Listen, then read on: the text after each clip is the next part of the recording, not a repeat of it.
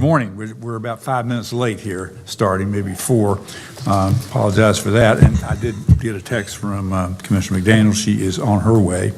And actually, I imagine everybody's still a little tired from last night, trying to kind of recover. It was a long evening. So we're happy to begin today's deliberation. I will ask, I've got a number of things, but I'll ask County Manager if we got, seems like there were a couple other little follow-up, and I know there's Kyle, I think, has a follow-up on. Yeah, so what we have, here's what I thought, and then this is your meeting, so you can do whatever you want to do with it, is we do have just some housekeeping items. You know, we've listened to the questions, we went back and done some analysis, so we actually have an update, and we've got some revised numbers, and this is what Kyle's handing out. This is sort of our playbook about where we are as we go through this process in these meetings. And so what I thought we would do is let's go through this playbook real fast. We had at the detail work session, we really did not get into alternate service levels. We don't have to dive into them too deeply, but I do want to make sure that it is crystal clear of the alternate service levels that were listed in the book, which ones are in the manager's recommended budget, because I did pull some of those over. They met certain criteria that at staff level we talked about, and do that. And then we do have kind of a written explanation to follow-up questions, and so we can step through with that and then see what other questions are out there, take breaks as necessary. I think the sheriff is going to plan on being here at 11 o'clock this morning or somewhere thereabouts. He wanted an opportunity to brief you and talk with you, and so we have that. So how's that sound? Yeah, we'll get started and see. All right, so Kyle's going to step up. You're going to drive the Elmo a little bit with the overheads. And let's look first at at kind of where we are with the current manager's recommended budget. That is this page. So that's the first one. Kyle, why don't you just step down the adjustments that we've made post-budget presentation and show the board where we are. And we assumed, as we've refined some numbers based on the conversations, we've assumed it made sense to go ahead and make that revenue available. If that's not what you want to do, that's okay too. You know, in a $580 million budget, you know, you can move assumptions around a little bit.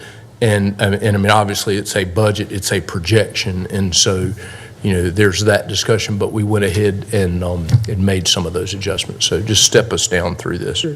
So good morning, Commissioners. So what I've got on the projector is, like Dudley said, it's really kind of our sheet that we kind of go through to kind of track changes in expenditures and revenues for the recommended budget that you'll work on to get to the point where we could adopt it.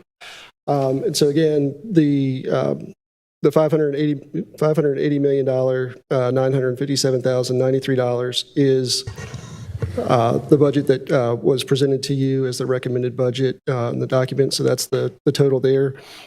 Since the budget was prepared and presented to you, we did hear from Emergency Management. As you know, Emergency Management is a city-county department, and they are administered by the city. A city-administered department, and really, I think it's really Forsyth and Mecklenburg County across the state where emergency management is a city-administered department, and so in most other places it is a county thing. And so anyhow, they receive some grant revenue. They always receive it, and it's always gone to the city, but the Department of Public Safety has informed emergency management that it's going to come to the county now. And so we are appropriating that expenditure and, or appropriating that revenue and expenditure into emergency management, just so we've got it in the budget, and we'll kind of figure out what we need to do with it post-budget, but we wanted to at least get it in there, so It may very well just go back to the city. it may very but, well. Yeah, That's correct. because emergency management is funded Correct. by, Because it is still. administered by the city. That's right. As you know, we had $2.8 million in our comp class adjustments, included for comp class adjustments. And so kind of looking at the positions that are recommended to be adjusted and kind of looking at vacancies over the last couple of years, we do believe that we can probably reduce that number from 2.8 down to 1,890,000. So $110,000 is can be reduced on the expenditure side there. As we talked about last week, there's $3 million included in the FY25 recommended budget from our law enforcement officer separation allowance fund that we have kind of set aside that's really not doing anything. And so the idea was to just close that fund out and shift it back over to the general fund. The actual amount available at the end of June 30th, 2023 was $3,176,786. And so this would really just appropriate the remaining funds from the LEOSA fund. And so, and then the next line, so what we've done is we've taken that 170. I'm sorry, it's the law enforcement officer special separation allowance. Mm-hmm. Mm-hmm. We budget for it in the general fund. The funds have essentially, we have accumulated funds over the years, and the expenditure that we have to make has been more than covered by what we've budgeted. And so we're just shifting those funds back into the general fund. And my sort of memory of that brief discussion we had Thursday was that we'd moved about of that $3 million, about $2 million had already been moved out. I thought there was about $1 million left, not just 176,000. No, So does this zero that out? This zeroes it out. We had $3 million from the separation allowance in the 25 adopted budget already. Or not 20 adopt, but in the 25 recommended budget, we had $3 million in there. And so really, so when you take that, the additional 176,000 from the LEOSA and the 110,000 from the savings on the comp class, gets you 286,786 that you could, that we can make, that could be available for, additional changes to the recommended budget, alternate service level requests. And so that gets you to a new recommended budget of 581,198, 879. Keeps the tax rate again at that 68.23 cent rate. So it is still slightly higher than where we were in the FY24 budget. The other thing that I'll kind of highlight here is you'll remember that we had the fund balance appropriated number was 448,511 was what we had, was what we were showing as the appropriated fund balance that would be our target for reversions in FY25. And that was because this $1,706,805 in the that we had included in the school's budget for the radio upgrades, I had included that as fund balance. And it was supposed to be taken from the inflation contingency in the 22 PAYGO. And so we've adjusted that down. And so the new fund balance target for reversions is $15,741,706. It reduces your inflation contingency to $452,728. However, Terry let us know that the 23 year-end closeout actually included additional. There was the amount of PAYGO funding that we had included in the 23 PAYGO was $24,945,807, and the actual amount that was available was actually 25. I don't have that written down, but it was a little over 25 million, and so that essentially it will increase your inflation contingency available to 713,990 after everything's all said and done, and you can use those funds if you choose to, or you could just leave them there. Yeah, so they're there for inflation contingency. Obviously, they could be in play in this budget if you wanted to, but you very well may need it for inflation. It's kind of a policy question of whether or not you need it for inflation contingency moving forward. Let me ask a couple questions about where, like, PAYGO, we have a number of PAYGO projects. Yes, sir. And there are a number that have not been zeroed out. Where are they in that fund balance listing that we had? Or where do they still remain? Because that's been, in fact, I thought I had that handy. I think I do. Hang on. Let me get my sheet in front of me before you start.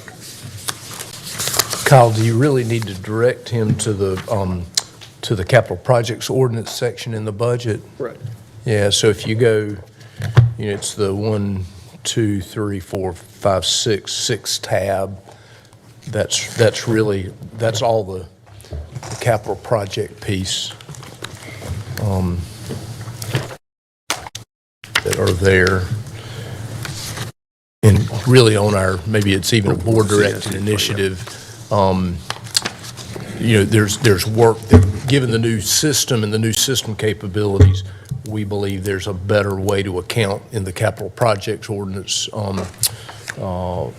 so that it makes there's some tools we have there that will improve that, and so that work really needs to be done structurally to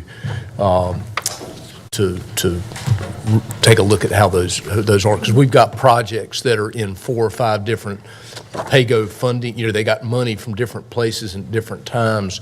The system actually has some capabilities around project funding, which lets you roll that up very quickly. Right now, Kyle has to go find it in 5 different places and roll it up into a project, and y'all are constantly moving budgets to accommodate that, and we believe there's a better way to do it. We just, given the newness of the system and the closeout, that's a project to do. Maybe we'll put that on a board-directed initiative. So when that, I just want to, I'm going back.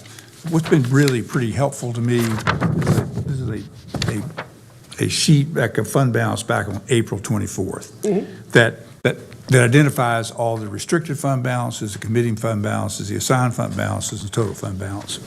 And so is this capital project stuff, once they get into a PAYGO item and get sort of it gets moved, it's no longer accounted for within one of these, Right. Even though, quite frankly, as these let's just assume, okay, that a fair number of these could be essentially zeroed out, and there were surpluses in some of those that were, a PAYGO project from 2015 or 16 probably been finished. We don't have any from 25. We don't have any that late. The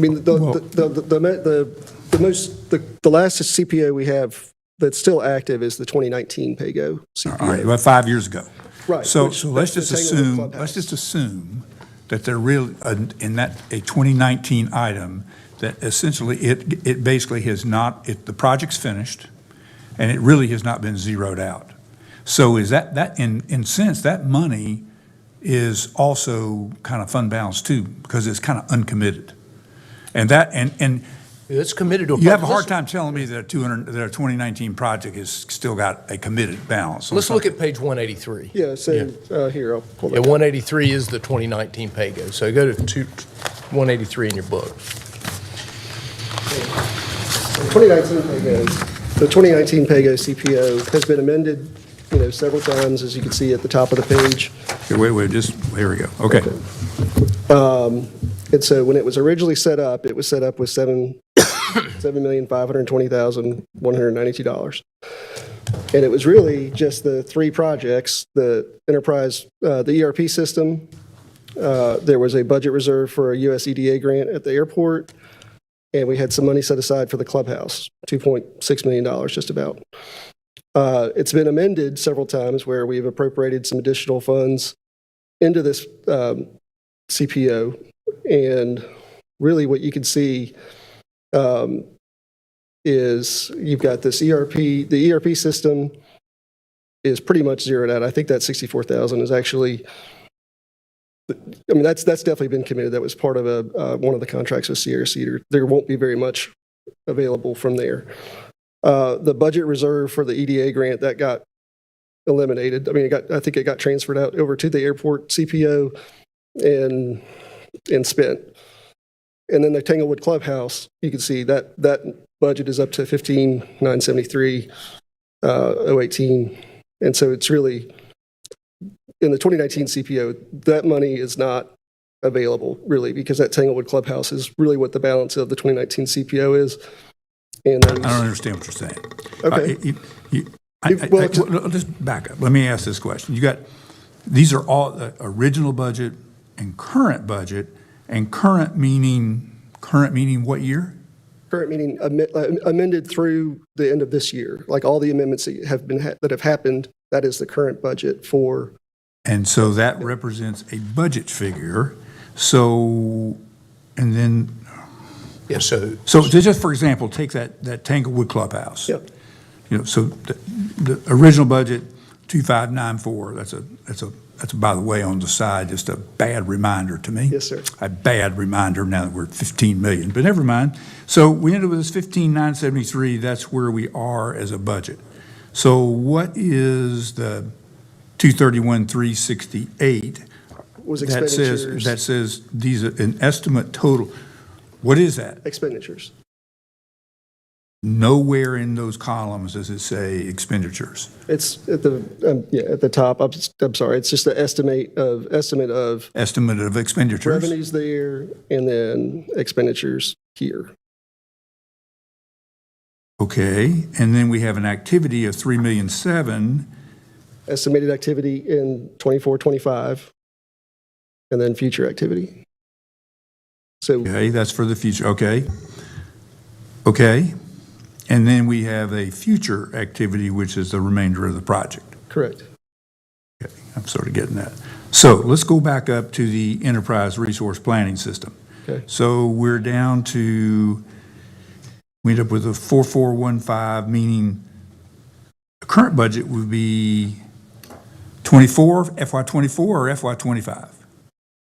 That's the current budget as of So right it's now, FY24. and it really will go through FY. I mean, it's the current budget. It's a multi-year budget, and so it is the current budget, and it will be the FY25 budget as well. But have we not expended all of the enterprise resource planning system money? We've got. I'm showing 64,000 that we might spend in Okay, we spent that 25, before, in I see, 25. I got it, I got that now. So if I get my head back around, these are expenditures, then there we are with 64,000 left that you think we will pay Yes. in 25. We have some roll work that's got to be done. We definitely will spend that. Yeah. And there's other pressure on that as well, but yes. Feel very strongly we'll spend that. So essentially, back to my original question. Yes, sir. For example, in the Tanglewood Clubhouse, Mm-hmm. that roll of that 11,973 is actually committed, but in reserve. I mean, I believe we've encumbered a contract, and so I don't believe that money. I mean, we have encumbered a contract with what was. It's Samet. With Samet. We've encumbered a contract with Samet to construct that, and For that amount. That includes all of that amount. Actually, it's more than That's that. the construction, that's the design, that's the whole project. So there's a couple contracts in that. There's the design part and there's the construction part. That's the whole project. Okay. So the 64,000 back in the enterprise fund is not encumbered. I think it is actually. I believe it is with Sierra Cedar. I believe it is encumbered with Sierra Cedar. So one then could conclude from this listing, I'm assuming, although is that there are no funds really left over in the 2019 PAYGO Correct. CPO, that they're spent or encumbered. Correct. Okay, that's good. But by the way, that's not a very user-friendly to understand that that's what that is. Yeah. I appreciate the explanation, but there are a lot of pages like that in there. Yeah, When we you get into agree. when you get into the weeds. Yeah, we agree. And so, as I said, I think that a project, we have had a lot of discussion about a project to try to change the architecture of how it is presented. In our old system, it was kind of the only way we had. In the new system, has some new capabilities which will make it better. And so I think you'll see some improvement with that. So without going through the remainder of the years, the 2021, 22, 23, 24, is it fair to assume that there's no money that is, that same assumption? Everything is either spent or encumbered? Look through, The answer is yes. As we were trying to find dollars for some of the projects that we had inflationary pressures on, we've been stepped back through that. And what generally happens from an accounting perspective, Terry's not here, but Terry takes a look at these every year, and at year end, if you close it out, she will close the project out, and then she'll just transfer the money back to the general fund. I see on FY 2020, Yeah. it does show a transfer to the general fund of $1,756. So under normal circumstances, what would happen is after the project is closed, it's transferred to the general fund. Sometimes if it's a bond-funded project, you can actually use those dollars to pay debt service in a year. And so sometimes we'll do that, but there's sort of separate considerations as we go through. As finances has been implementing this new system, that's been harder to do at year end. But I know she's been working on it lately, and she's trying to have what we would call a clean closeout of what can be closed on the multi-year funds kind of moving forward. And we're in way better shape than we were. But yeah, this is really the playbook. You can go back through and look at each one of those, and I encourage you to do it. And if you've got questions about the projects, there's projects that y'all have approved. And to your point, the dollars don't show in the fund balance disclosure in the audit because they're multi-year funds. they're not in the general fund. They're not the general fund. And they're encumbered or spent. In other words, For the most part, I mean, there's looking not at- there's not like a balance that, because I'd argue that if there were a balance of any sort, it should show up in one of those many definitions of fund balance. It would have to be there because it would be reserved for. But in this case, nothing's reserved, it's encumbered. Reserved and encumbered are two different things. Right. You're Reserved looking is at the not- general fund. The sheet you were talking about is all general fund balance. Well, let's look at page 191. Flip to 191. This is the most recent PAYGO CPO. And so, all of these are really current projects that we're working on. They're obviously in a multi-year fund. If you look down, the Monarch building improvements, that's the project over on the Highland Avenue campus there. That project is nothing's encumbered on it because we're really still working on the concept. And so those dollars are identified by the board for this project, in this fund, but there's nothing encumbered right now. Library branch upfits is very similar. There's $2.5 million there for it. These projects, because they are fairly recently funded, there's not a lot of this is going to be encumbered. Is this a place you could go to if you decided as a board you did not want to pursue the project? You'd have to cancel the project. But the point is that there are funds in that listing that are in fact reserved for those projects that are not encumbered. Right, they're not encumbered. Correct. They are. Yeah. They're not reserved they're not because the they've been general agreed fund. that we would. transferred that money out of the general fund and into this fund. And for the current fiscal, for the coming up, finishing of this year, going to next, that's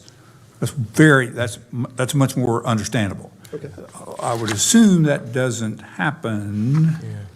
Yeah, and The other years. what this signals to us is, in staff level, is you want to do this project, and so we're working on it. So we're trying to get this money encumbered. If the board changes their mind on it, I mean, and obviously, the older the project is, the more the more the dollars are going to be encumbered because we've been working on it. So, if you go back to the 2021 pay-go on page 188,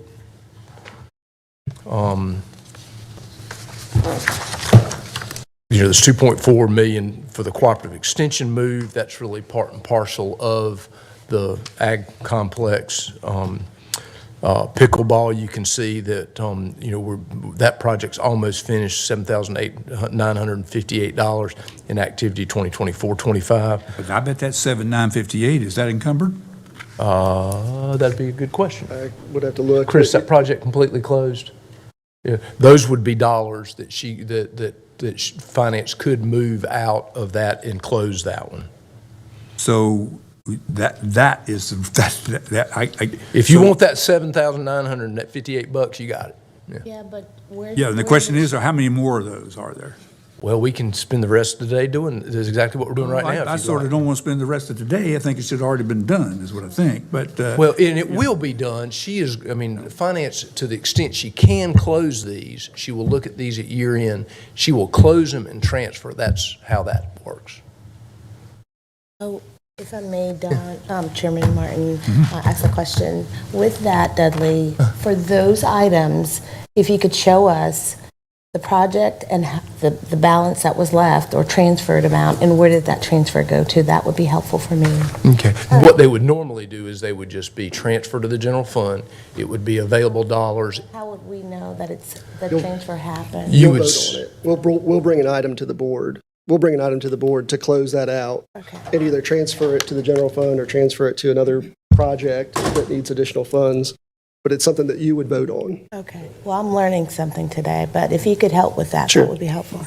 Well, yeah, Just to confirm what you just said, the board has to act, take it out of the capital project budget. Yes, sir.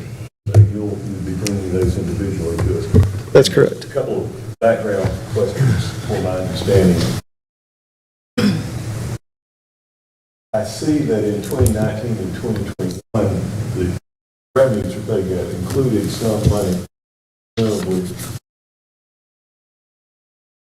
restricted fund balances like library bonds, two-thirds bonds. There were restrictions on these funds. Is that money all accounted for as spend the system? Because I do see for 2022 and 2023, you're only talking about transfer from the general. yeah. Yeah. If there's anything that hasn't come forward that has an encumbrance, have a restriction, I should say, on its expenditure. Please let forward and take at this point. Yeah, one clear, let me come back to that a little bit. One clarification, if you are moving this money out of the fund to use for something else, then it would come back to this board. I mean, y'all make the rules, so only you can change the rules. So if you do something, only you can do it. Now, finance can close out a fund at year end without board action, and then what happens is that money does just transfer to the general fund. And if you don't want that to happen, we can certainly not make that happen. But she closes funds. As a matter of practice, we have not done that because we roll up all these PAYGO projects. And so, but to go back to your question, if you had a library bond project and it was, well, ours was whatever, $40 million. When all the activity in that fund is done, she can close that out, and then the restricted dollars can be used to pay debt service. There, you can do that in that year, but at that point, you're just really closing. It's more of an accounting machination to close out the fund. Does that help, or did I just further confuse it? It's helpful. However, again, how will we know what went where as a board? Well, because to Kyle's point, what we have traditionally done is we've rolled up all these PAYGO funds, and those are those budget amendments that you take action on all the time. And so you always see that. If we completely finished out a project, then closing that out, she could do that. But again, we've needed these balances and these PAYGO funds to do other things. And so y'all have pretty much made those transfers. If you go back and look at all those budget ordinance amendment for PAYGO, they're complicated because of the way the accounting system is, and that's a place for improvement. I'm assuming that all the interest on these either encumbered or sort of waiting to be encumbered designated projects is in the same pool of investments that we invest. I assume all of that. That's correct. And that's part of our investment income is from that. Yeah. I've digested this a little bit more, so I'm talking about it, I think I get it a little bit better. But It's a great discussion. It's really yeah, important. I'm glad you asked. you don't get it without somebody telling you about it, because it absolutely does not make sense looking at it. The key word was expenditure estimate, keyword. It's a very important piece to this. Got it. Okay. So clear, any other questions on sort of our update? As we step through this, we'll work from this document, but everybody good on that? Okay. All right, let's, Before you leave that, yeah, there is one thing here. Just part of what triggered, I underlined that even the question to begin with, is at the bottom of this page, the one's up there, it says, fund balance appropriated reduced by the 1.7 included in the budget ratio, that's for the radio upgrades, will be taken from the inflation contingency in the 2022 PAYGO contingency. So is there a 2022 PAYGO contingency? There is, and I also noticed that the budget for it is incorrect because it only shows 110,000. And so it actually is higher than that based on the action. There was page an action. 190. Yeah, on 190, there is an inflation contingency number. But again, the budget number is incorrect on there. And so I need to, because we reduced the Wi-Fi improvement project. That was part of the action that we did when we did the all those amendments in December. So if you look at the top of the page, you'll see there's an action from December that's not listed, and that's my fault, and I will get that corrected for you to show. And so the inflation contingency amount, when we did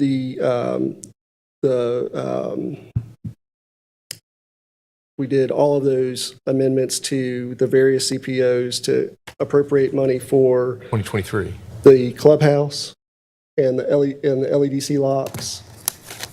We appropriated a whole lot of interest earnings from the different CPOs and transferred a whole bunch of stuff. I can get you that.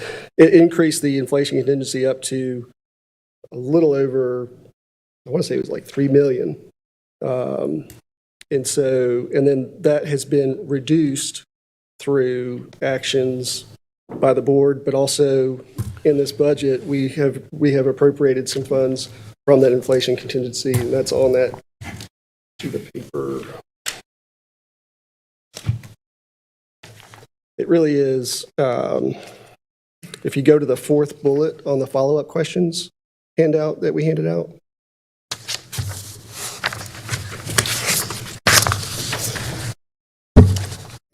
it says, please clarify how PAYGO balance was utilized, provide starting and ending balance.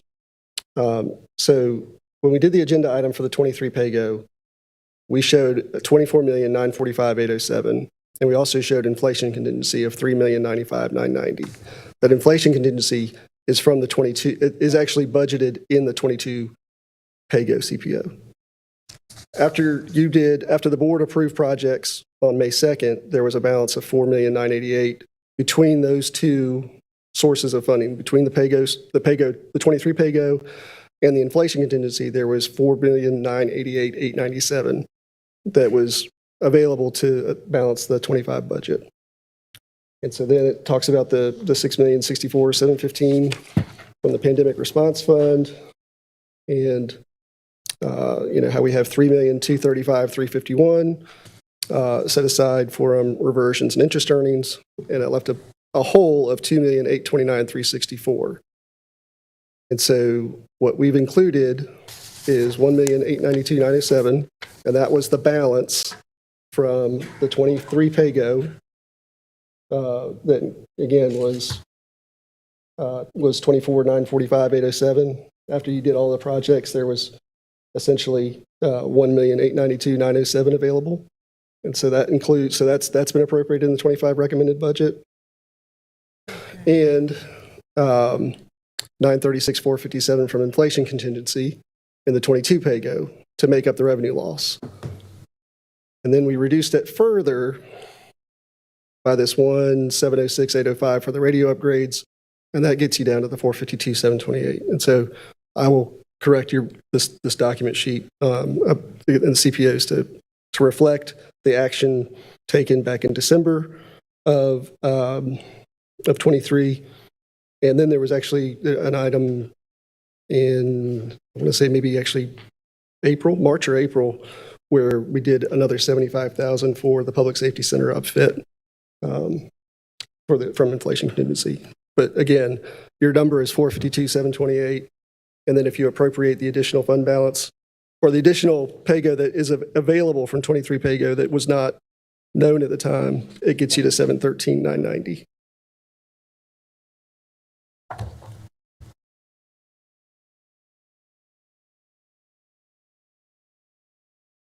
Can't say that I follow every word you said there, Kyle, and I'm probably not alone in that. I can map it out, but it will take me Yeah. it'll take me at least an hour to kind of Yeah. to map The everything out. complexity I can really map it out. is, with this new system, we were constrained on, because we had to account for them in the old system. The new system, we do need to change up the architecture of this, and the system provides for that. And so it will be better in the future. So, but it is, we do have the reality is we do have a ton of projects that are accounted for in the multi-year capital projects funds, and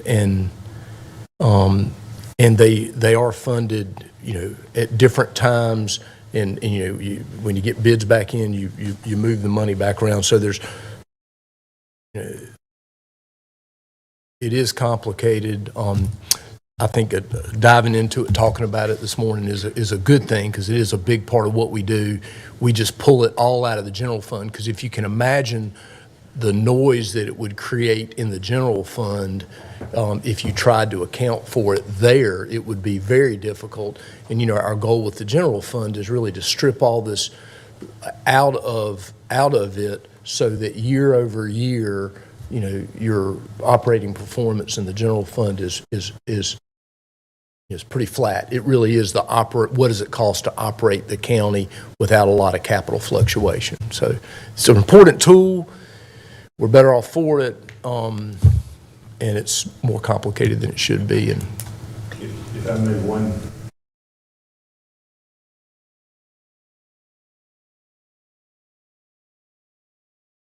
All being told when we adopted the pay in May, that normally that would have been done early. yes, Looking back at the adoption dates, it looks like the norm is December of the same year. Correct. Or January. yeah. Why that time frame? When should you look for the recommendations to come in from you for, we're looking at adding projects to in the cycle, and why they? It's based on when the audit closeout happens, and usually the audit is done October, November timeframe, and so that's when that is closed out, we know exactly what's available, and that's why we typically bring it towards the end of the calendar year. And it's really before budget, and it is a function of a board policy that was adopted that said our fund, we are unique. Not many communities do this, but we say we're going to have a 14% fund balance. And so we force the 14% fund balance, and everything that's over that, if there is anything, then it's available for PAYGO. And then, there's really the three criteria: economic development, operational improvements that save money, or debt avoidance. And so obviously debt avoidance is kind of the easy one, the easy hurdle, but all that's really board driven. You don't have to do that. A lot of communities just let the fund balance be whatever it is. Y'all sort of force a conversation about it, and it's really become kind of institutionalized into your operation so that you can actually even plan for it a little bit. Thinking about what we want to put in, explaining to people, ask what the heck is PAYGO. Elsewhere. We're adopting our annual budget. We're making an estimate of what we think we're going to have available. Things continue. But we don't know how much we have available till the audit closes out, and then we've got actual funds that we can appropriate at that point. Correct. That's why we're estimating now currently what we may have, what we think we may have available for all our capital projects. We'll know until the audit closes. That's correct. And it's really a capital planning tool is what it really is, and it works pretty doggone well. So, Could I ask you a sensitive question? When do you anticipate that the new system will become just the normal system? we're getting there. It's way better. It's way better than it was.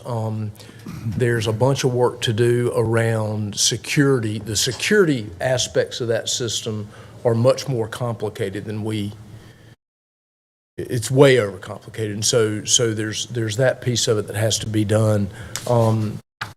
The project management pieces of it is something that we originally set out on and really tried to make work, and it's working well in some parts of the organization. But there's work to do there, and really it's just what needs to happen is the capabilities of the system and the strategy for simplifying the accounting of the capital projects needs to happen, and we just haven't been in a place to do that. Chantel, I'm probably way outside my shoes on what I just said, but I mean, you're correct. I mean, we have contracts we'll have in place starting July. We have a security consultant that will be on board to help with the security piece, and some other consultants to help us with the infrastructure. I mean, most of the stuff you're seeing in your binder, it really has nothing to do with the new system. This is the format you've been receiving it for the last 15 plus years. Our hope is that within the new system, we can clean up some of this, simplify it to make it a little bit easier to understand, and so we will certainly be working on that this upcoming year. Like, for example, there is a narrative reporting tool in the budget system that we quite frankly didn't have the opportunity to really play with it and get it to produce something that would be a lot easier to produce. I mean, that was something. It is something that I'm still looking forward to because the production of this document is not fun, and I do believe it will be easier with the new system. And once, we didn't go live with EPM, with our budget system until January of this year, and so we really just didn't have the opportunity to really learn those tricks of the trade on that. And so we will focus on that this summer and fall so that next year it will be much more seamless. thanks for the question. But I think Dan's point originally, his question, is coming up with a calendar that these kind of things happen. And obviously, I don't think this year's budget is going to be done on time. I mean, I don't think it can be. And I think that's kind of a whole nother issue. The audit? We've just finished up in May, and 6, 7 months late, so I don't think we'll get on that schedule this year, but hopefully we'll get, when we can get there and have a much better schedule of this, because I actually probably think the other funding needs for PAYGO that we looked at for a very short period of time without any, they're just sort of, I'm not going to say they're back of the envelope estimates, but some of them are just clear estimates. And we're locking in those into a pattern that then it's really gets adjusted multi-years down the road. And I think I'll just give you an example. And the part of this that we're working on, one of the requests we have from the school district right now on helping to refresh with technology. Appreciate your idea, but we try to help. I mean, I appreciate wanting to try to stay on the schedule. That's a very hard thing to do, to do that. But our doing half of that would have been a real appropriate thing to be a one-time PAYGO project that was. It's kind of like very few of the PAYGO projects take place in the fiscal year that they're set. They roll over. If you take classic case in point is to take a look at the one that we received, the projects listed in the FY24 budget ordinance for PAYGO. Basically, none of them are hardly started by the time that we redid it in 25 for this redo list. So these were way long early. It's kind of like out there, and then they get, revised different ways, kind of go along, whereas there may be a current kind of PAYGO type use, which I would see that matching matching technology refresh for the school district being such a thing that would not be a part of the general fund recurring kind of dollar issue. And But it is recurring, isn't it? I mean, I think this. Yeah, but they have other sources of paying for that. We're talking about our complexity. Their complexity is 1.5 times this, and they have many other choices in their budget. And that's what a lot of the discussion that we've heard is nobody even has a clue of the priority adjustments that are in the school budget that are made that we're not seeing. I don't want to see them. We don't need to see them. But the very thing we're trying to deal with, what ends up showing up as a request, are the things that are really popular kind of things. And so those really popular things are rallying points for community staff and whatever. I'm superintendent, that's what I'm going to try to do if that's what I'm going to try to do, right? I understand that strategy. But the other part of it is technology refresh. If that's going to be something that we think of as a part of, we're getting into line iteming their work. And the more we get into that, the more complicated, I just think that's a bad thing. Kyle, you see what I'm getting at? Sure. I'm just sitting and getting it. We locked that in really before we could have done that, and that would have been a very easy $2 million item to say, yep, I feel good about that, and that could have easily been a PAYGO item.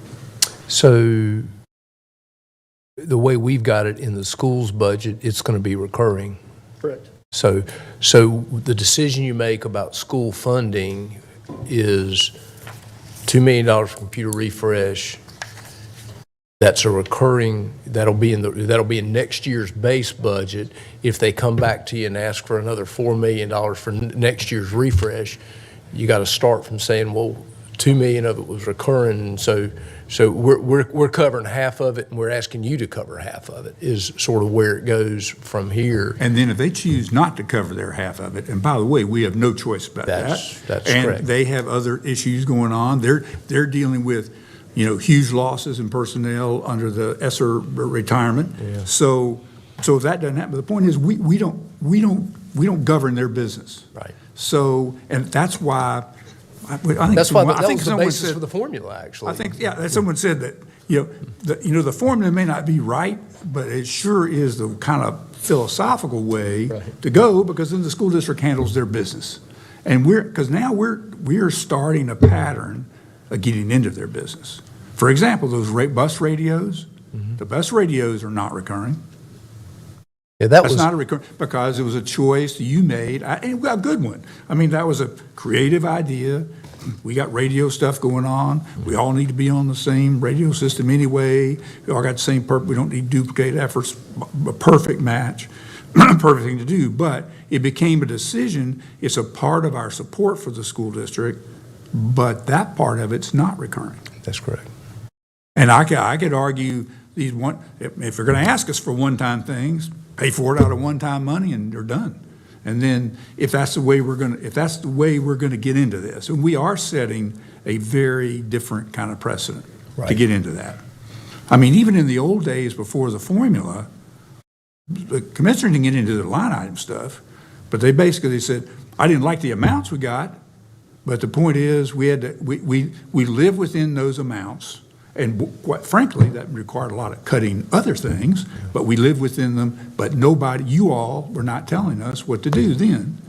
We're getting into now, we're talking about having trouble monitoring our own pay-go. How are we going to monitor all the stuff now between the school commits we've made, and then we're going to be able to say, well, did you spend it on that? Did you do that? Well, on the capital side, we've got a whole system for that. So Yes, the capital I agree. side works. The operating side, you're correct, it's more complicated. But there's institutional memory and Yeah, and it changes. and it changes. So Get ready to change right now, which is a big one. I mean, that's a big loss of you leaving, by the way. It is a huge loss, institutional memory. I think you carry more institutional memory across both organizations than Yeah, but- just about anybody. So Yeah, I go too. I mean, there's things go. I mean, and so we have to figure out a better way to yeah. sustain. If I can play devil's advocate just on the point of whether formula is the way to go, preferred, I'd say that's the case if the only major adjustments you're making relate to, per pupil numbers and CALs, cost of living adjustment. In a budgeting year where an extraordinary level of increase is being sought for extraordinary reasons, we really have to get into the details of why they're asking for it more than we would want to do.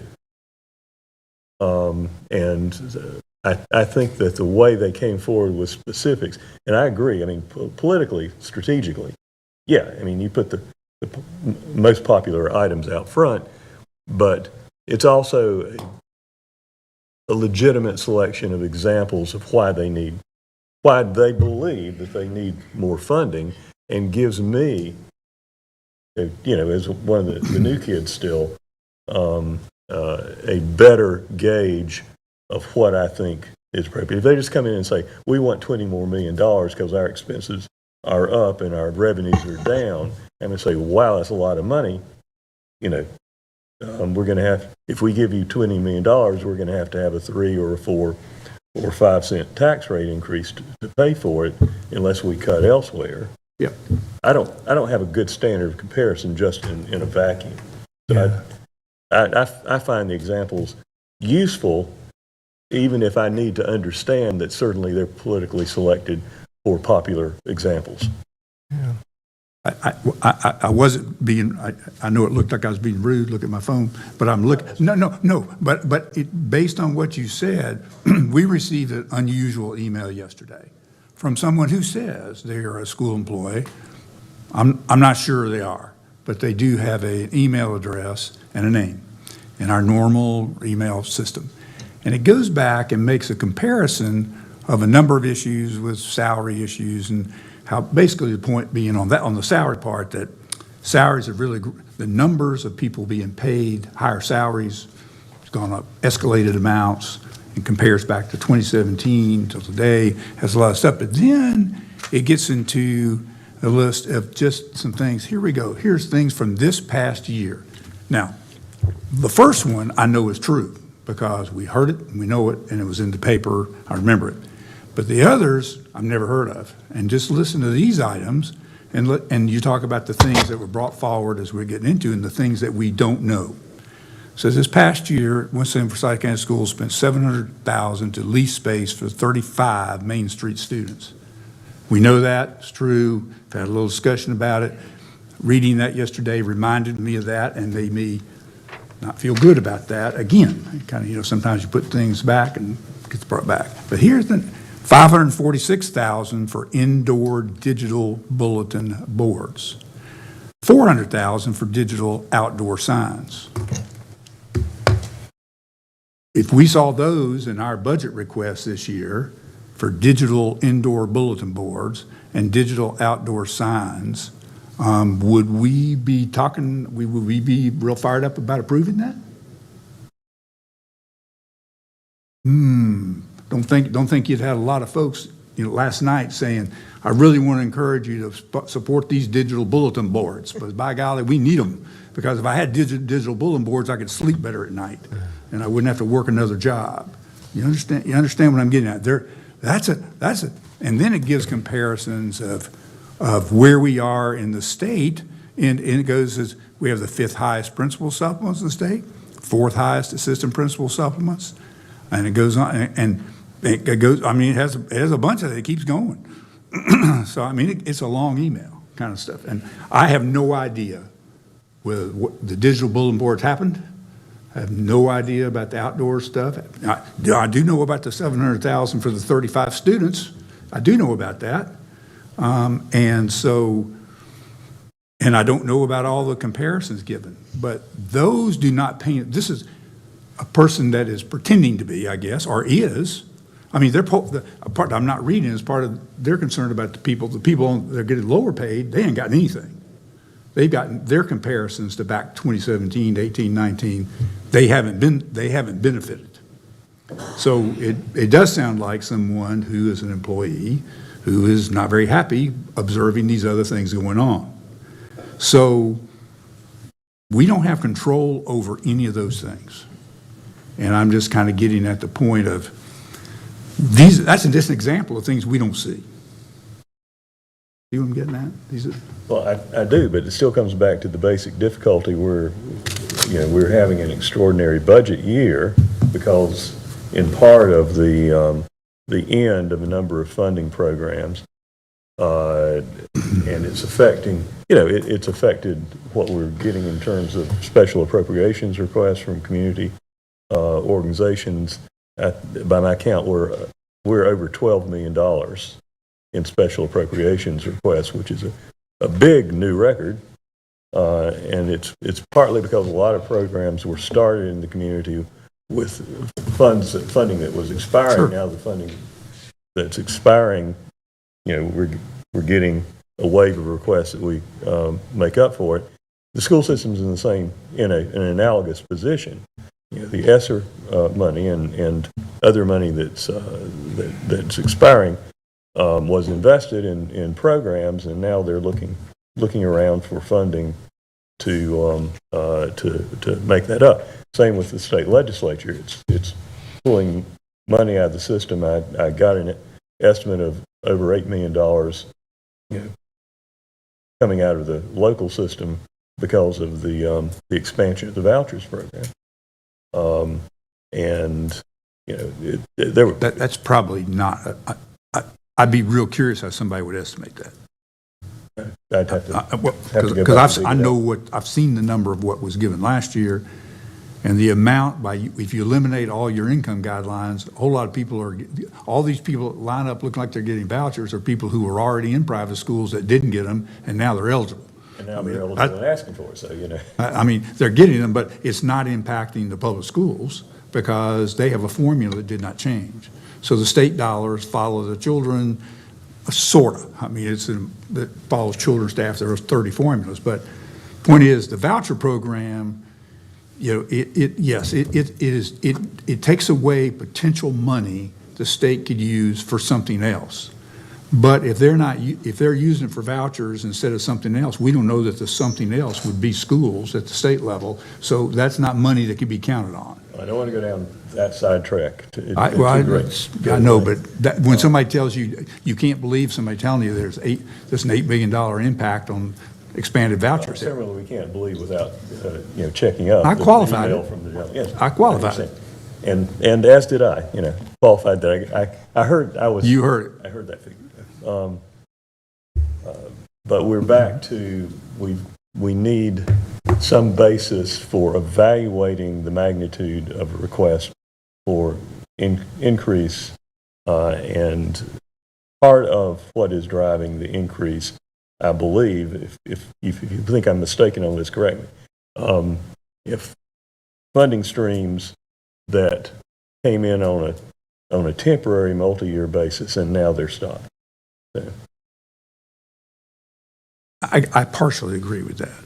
I mean, I actually think that in the school district presentations during the ESSER times, I think there was clear indication, and I think their contracts are written.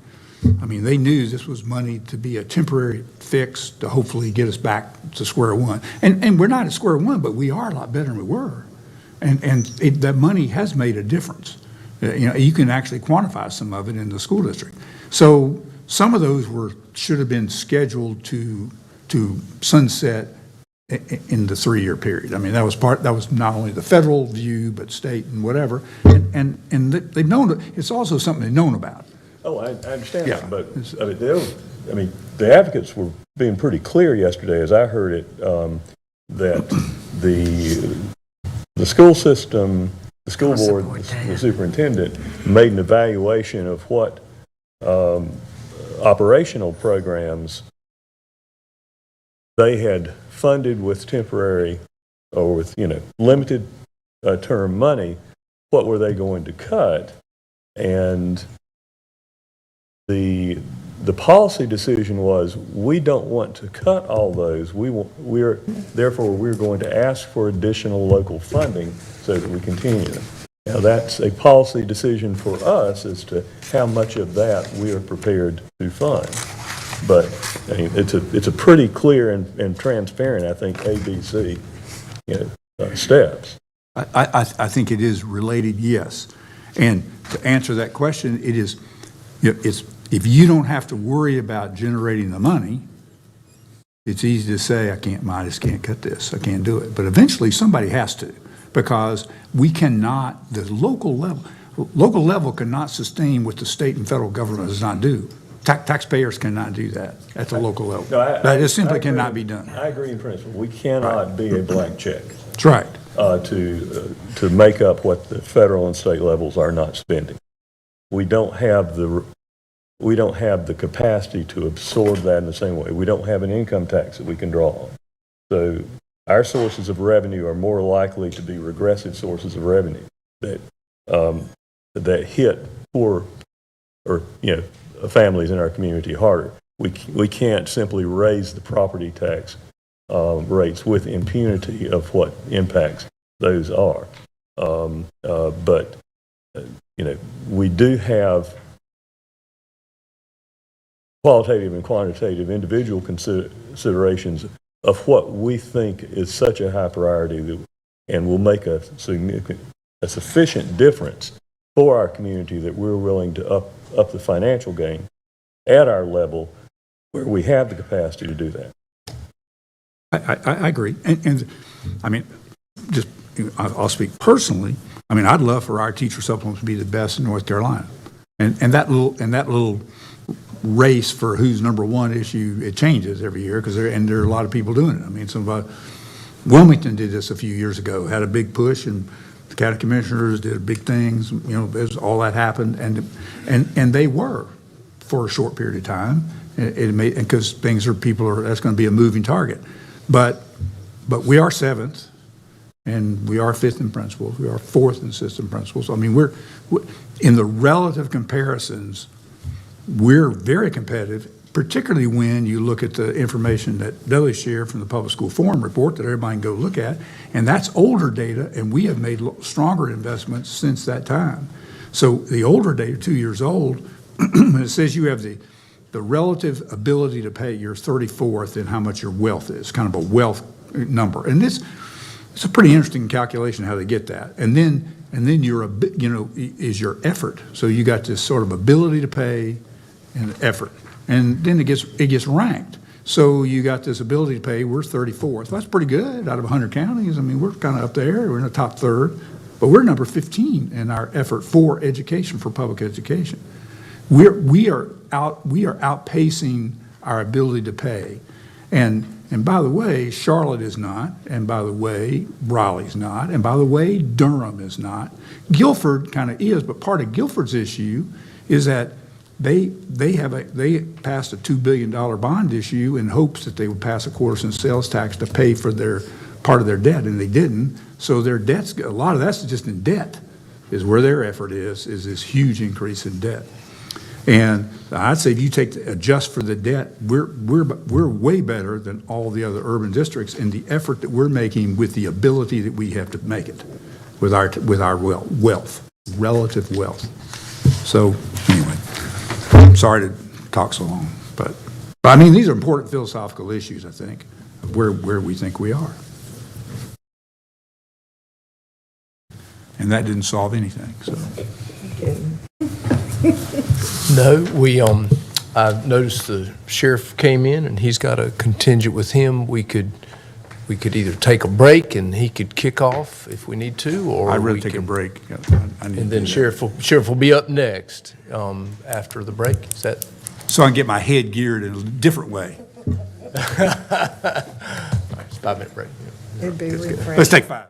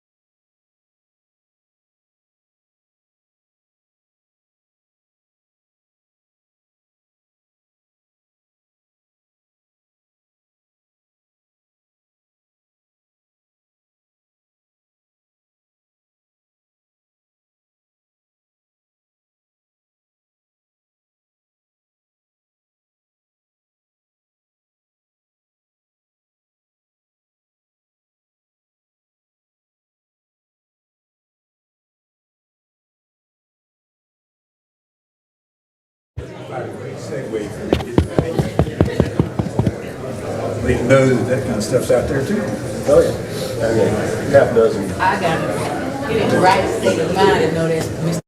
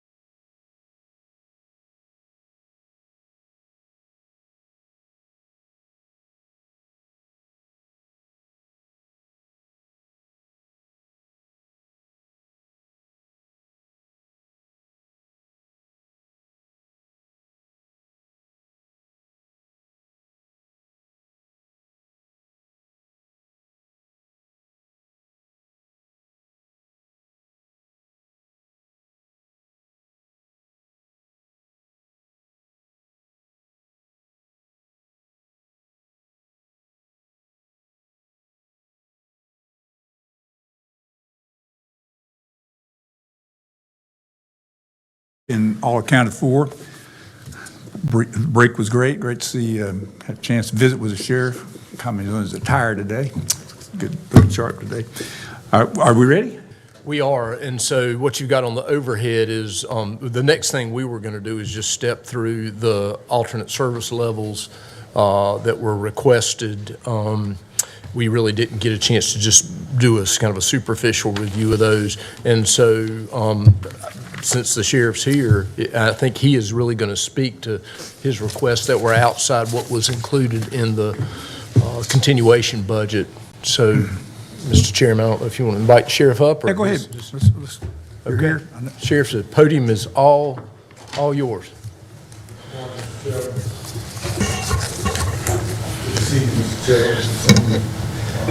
President Hunt, Commissioner Whitberg, Commissioner Bessie, Commissioner James, Commissioner Sanivo. Always good to see you, Ashley. First of all, I want to say that it's a privilege and an honor to be here. I know I was told not to do this, but I've always been disobedient. I want to thank the county manager. I've had a great relationship. It's been like a family, like brothers. We haven't always disagreed, but he's taught me a lot, and I appreciate him. I wanted to publicly say that, and I wanted to say that I'm going to miss him. But for what we came here for business for, I want to tell you a story about in the middle of the night, we get a call that there's possibly going to be a problem at one of our schools. The unit goes out, comes back to the office, gathered information. On the way to school, a young man is stopped with a firearm on the way into the school. That unit is the JIT unit. I can tell you the story of how the times that we're living in, that same unit is at funerals, doing escorts inside of churches because of the violence that is happening in our community. I can tell you that same unit, Saturday mornings, is at the sheriff's office with me mentoring young men, 25, every Saturday morning. I can tell you on Wednesdays, before they hit the streets, they're doing check-ins with these same young men. And then during the summers, I can tell you that that same unit is at Camp Haynes, swimming, playing volleyball, basketball. I can tell you that that unit has not only served the county, but it has served the city. And because of you all had the foresight to fund it last year, I'm grateful for that. You made a difference in this community. I equate the JIT unit to the cell phone. Prior to the cell phone, we were using just house phones. Now we can't live without our cell phones. I don't think we could function without the JIT unit. We can't. You funded a unit that had never been funded before. You know, I stood in this same room on April 11th. One of the kindest words you've ever said to me, Dr. Martin, was you told me that you were glad to see a return on your investment. When we talked about things that were happening, that meant the world to me, because so many times I come in this room or I come in this space and I ask for things that it seems to be contentious, but at the end of the day, it's really not. It's for the foresight of moving forward. What I have learned is that anything that is forward progress has a cost to it. I was at a drone conference last week, right down the street, and a guy from Skydio was telling me that he was down in Myrtle Beach, South Carolina, and they were talking about a group of people up in Forsyth County that had used an AED and delivered it via drone. And he said to his county commissioners, because they were short for lifeguards, and they said if they can use a drone to deliver AEDs, then we can use drones to deliver life vests as people are swimming in the ocean. What I'm saying is that you all have funded ways that have opened doors for thought and numerous possibilities. What I'm asking you for today is to fund the JIT unit, to continuously fund the JIT unit. You all did a study in 2022 that talked about the courthouse, that it would need more people in there to staff it. The study that was done came back and it had 3 or 4 different models, but all of the models had a common denominator, and that was more personnel was needed. In January of 23, another judge was brought in, a 5th court, which requires more manpower.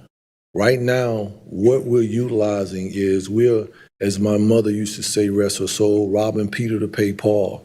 I'm bringing people from various parts of this organization to cover the courtroom. I can no longer do that. This county has grown exponentially. This county is growing. And I'm happy to say that we have filled every sworn position. I remember several years ago when I came in here and was asking for positions, and I was told that it's not wise to ask for something that you have not filled. It's like asking for more food when you have food on your plate. We have filled those sworn positions. With working together, we came through 125 shortage on the detention side to under 40 now. That was working together, that was forward progress, and it cost us. So short and simple, what I'm asking for is positions. I'm asking for PCN numbers.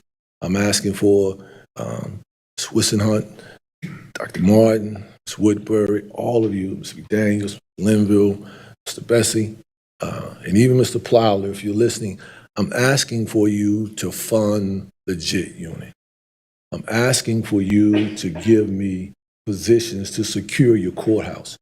I don't know if you know this, but you've had several altercations next door that have broken out into parking lot to where our deputies had to leave the courthouse to get out to the street to stop a ruckus. What I'm saying is that we have got to move not just in the here and now. We've got to have some forward progress. We've got to have some forward thinking. I know that the number of positions that I'm asking for may seem like a lot, but in the grand scheme of things, I don't think 40 positions are a lot. That includes the JIT unit.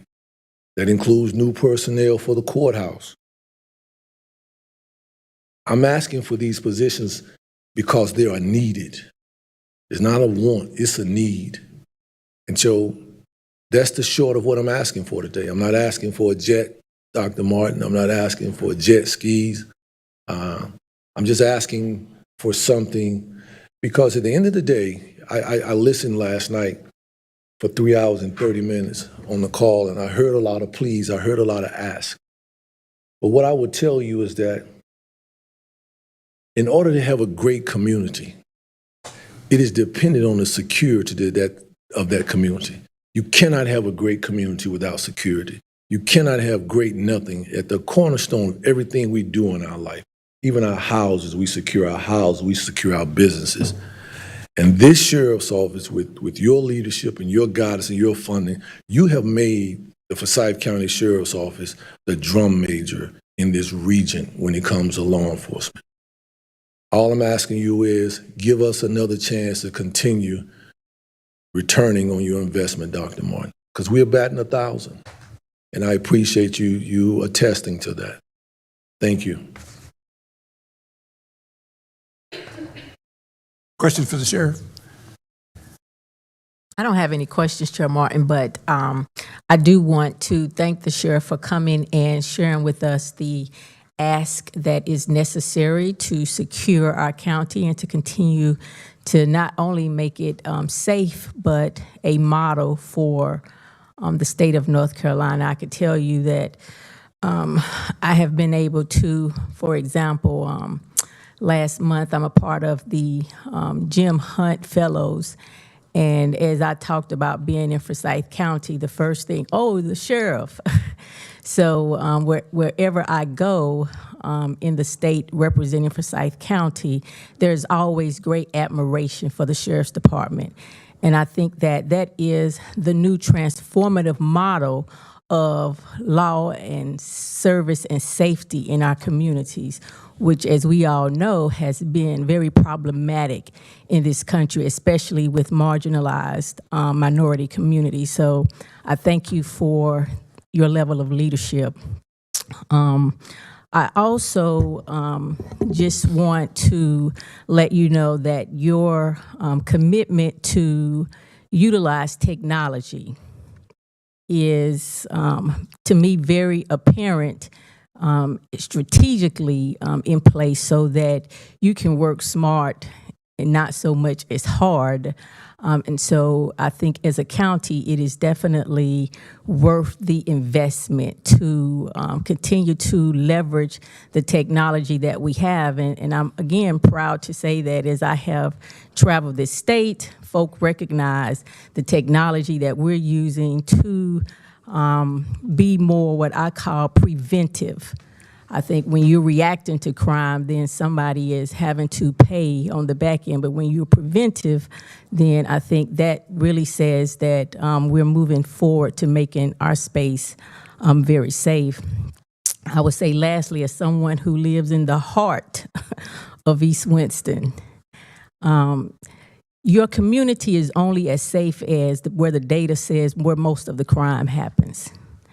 And so as someone who lives in the heart of East Winston, I have had many issues that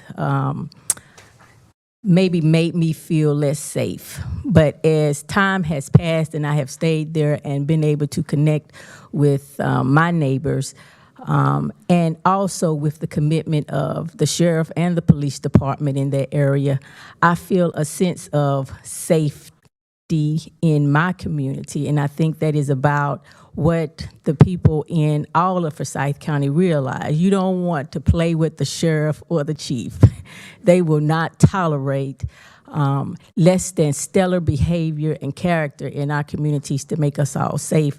And so I thank you for your leadership and the temperament that makes sure that all of us know that there will be consequences to behaviors that keep our communities not safe. So I do want to also say that I feel safe where I live, and I think that is about your leadership. And so I hope finally this year, because I know last year we talked about making sure we look at really all of the elected official salaries, but making sure that we are respectful to the office of the sheriff, the Register of Deeds, all of elected officials, so that there is a sense of respect for the duty that we have all sworn to take on behalf of the citizens of Forsyth County. So I look forward to having that conversation with the other commissioners as well. Thank you. I appreciate you all. We couldn't have done none of this without you all, you know, and I say that sincerely. I know sometimes I've been in this room and it hasn't always been pleasant. I look forward to seeing you all now. I do. I've learned a lot in these 6 years from dealing with you all. Every chance I get, I study what's happening here. And I respect what you do, and I know you got a lot on you. I heard a lot of asks that were asked of you last night, and I truly understand that. That is why when we talked about the things that we need in this upcoming budget, we want to be mindful of those. Actually, I was on a phone conversation this morning with the superintendent asking, how can I help? I was on the phone with her this morning. How can I help you? What do I need to do? Because I realize at the end of the day, we in this together. I realize that. I realize that a lot of things work together, and we have to realize that. But I thank you all for listening to me this morning. I thank you all. Good to see you, Mr. Plyler. I just saw you pop up right there. Good to see you, sir. But that's all I have, unless you have any questions for me. Maybe, go ahead. I have one. Go ahead. Thank you for being here this morning, Sheriff, and thank you for your good community work. Thank you, sir. I had just a couple of questions to help me understand the two major additional position requests you've made. The JIT unit, as I understand, that's Juvenile Intervention and Investigation Team. Yes, sir. And you're asking for $1.9 million for funding for 11 full-time deputies for the JIT unit. How many are in the unit now? 8. 8. So would this be an additional 11 for? Right. So when we started the unit, we started with basically a minimum number. But 11 positions is what I need because, as I said, things have morphed into so many things that it was not in terms of working inside the city as well as covering the county as well. We've had to divide the units up to cover the schools during the school year. We've had to divide them up in the evenings to cover certain parts of the city as well as the county. And so those additional 3 from the 8 would give us everything that we need to create the JIT unit. Also, we have been training, looking for a female. We did not have a female on the JIT unit. That position, one of those positions, would allow a female to come on because what we realize is that a lot of young ladies need some intervention as well. And we do not let our men interact. Young men mentor young ladies. And so having those positions would resolve that. All right, I'm still unclear. So you've got 8. I got 8. And That's what you want 11 more or 3 more? 3 more. 3 more. 3 more. So the 11 full-time deputies, do you have an existing source of funding that's not renewing or basically is a request for 3 additional deputies? They were ARPA. The Yes, JIT yes, team ARPA was, funds. yeah, the JIT team was ARPA funded. Right. Yes, which also, I guess, depending on how the money has been spent, there are 2 issues. One is what's going to be finished in the 3-year period, so you definitely have money at this moment. And the other question really gets at evaluation. And the ARPA folks required a significant evaluation, and I think that was one of the things that wasn't very strong at the time that your project was approved. And I think have some data that actually supports what, I appreciate your anecdotal comments, because I know those kind of things happen. I know your officers, your deputies get calls in the middle of the night. I know that your folks working with people, there's no way to quantify the measure of some of that. But eventually you do have to quantify some issues. So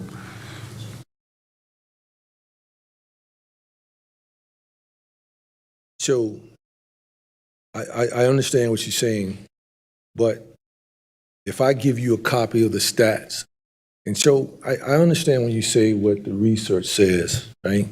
But the research sometimes don't capture what they do on Saturday mornings.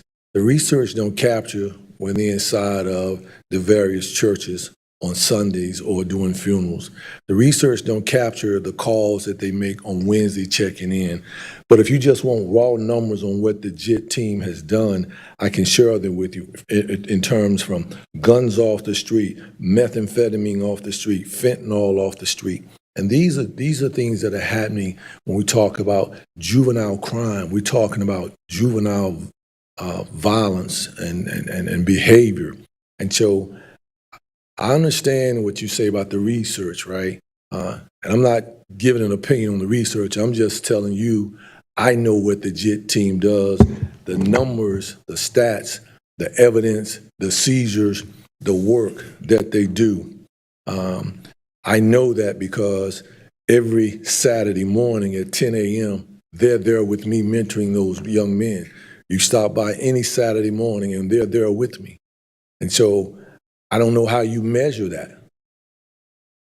So, Measure it that they stay out of trouble. You measure it that if you're only working with 25, you got a lot of youth in this community. You'd like to show reductions in X and reductions in X. I get that. In X. Chairman Martin, if I may, this is the reason why, Dudley, I have asked for the reporting from the ARPA funding and their reports. And Sheriff, if I may ask you, have they come to do a site visit with you? Yes. They have, okay. They have. So therefore, we should have some type of information to come back to share that for the relative of the JIT team. I'm going to continue to support it. So I don't have to see data because I'm in the community with you and your JIT team, and I see it every day. And on the weekends, and in churches, and at the libraries, in community centers. So I don't have to be told that, but however, from our staff, we need the data, we need information to make informed decisions. Thank you. And talk about when your money runs out. I mean, it's not out now. Thank you, sir. Good morning, everybody.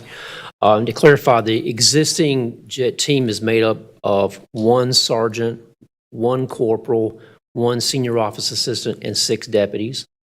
It's a total of 9 on the JIT team right now. That project has been funded by the ARPA funds.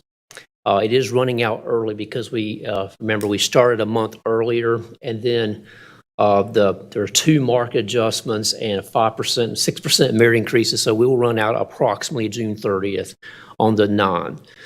So we want to continue the 9 and then add 2 more on top of that for the total of the 11 that you see in the ASL request. And one other clarifying question, if I may, and it's the court security, 22 full-time deputies. I assume that means 22 additional sworn positions. And I'm trying to understand the difference in the figures. For 11 full-time deputies, you're projecting JIT team, you're projecting a cost of $1.9 million. For 22 full-time deputies for court security, you're projecting a cost of $2.1 million. Can you elaborate on the differential, please? I'm reading on this chart, Thank you. 1.12. Right. The JIT positions are not all the same classification. Some are deputies, some are corporals, and some are sergeants. They already have vehicles. They already have all their equipment. So all you need to do there is continue the salaries and benefits. So for the courthouse, here, You're right. they're all deputies. They're about $95,060 each, and that will cover the salaries, the benefits, and the big kind of one-time expenses of radio. And there's some subtle differences, and neither one of those need vehicles. Everybody on the courthouse, they don't have vehicles, and the JIT team already has vehicles. So there's some. That's why there's going to be differences. And I apologize, I was looking at the wrong figure. It is 1.1 million to 2.1 million. So the differential is not as large as I originally thought. Let me say that words matter. You know, these reports matter. And we're adults, and to the way that you're describing things, and thank you, Sheriff, for the clarification, because we're all, I assume, I'll use the word assume, because I assume that you needed 11 more full-time deputies, and that's not so. So you see why it's important to break those things down so that we understand what's being asked. They're not asking for another 11 deputies. It's just only the difference. We got to do better.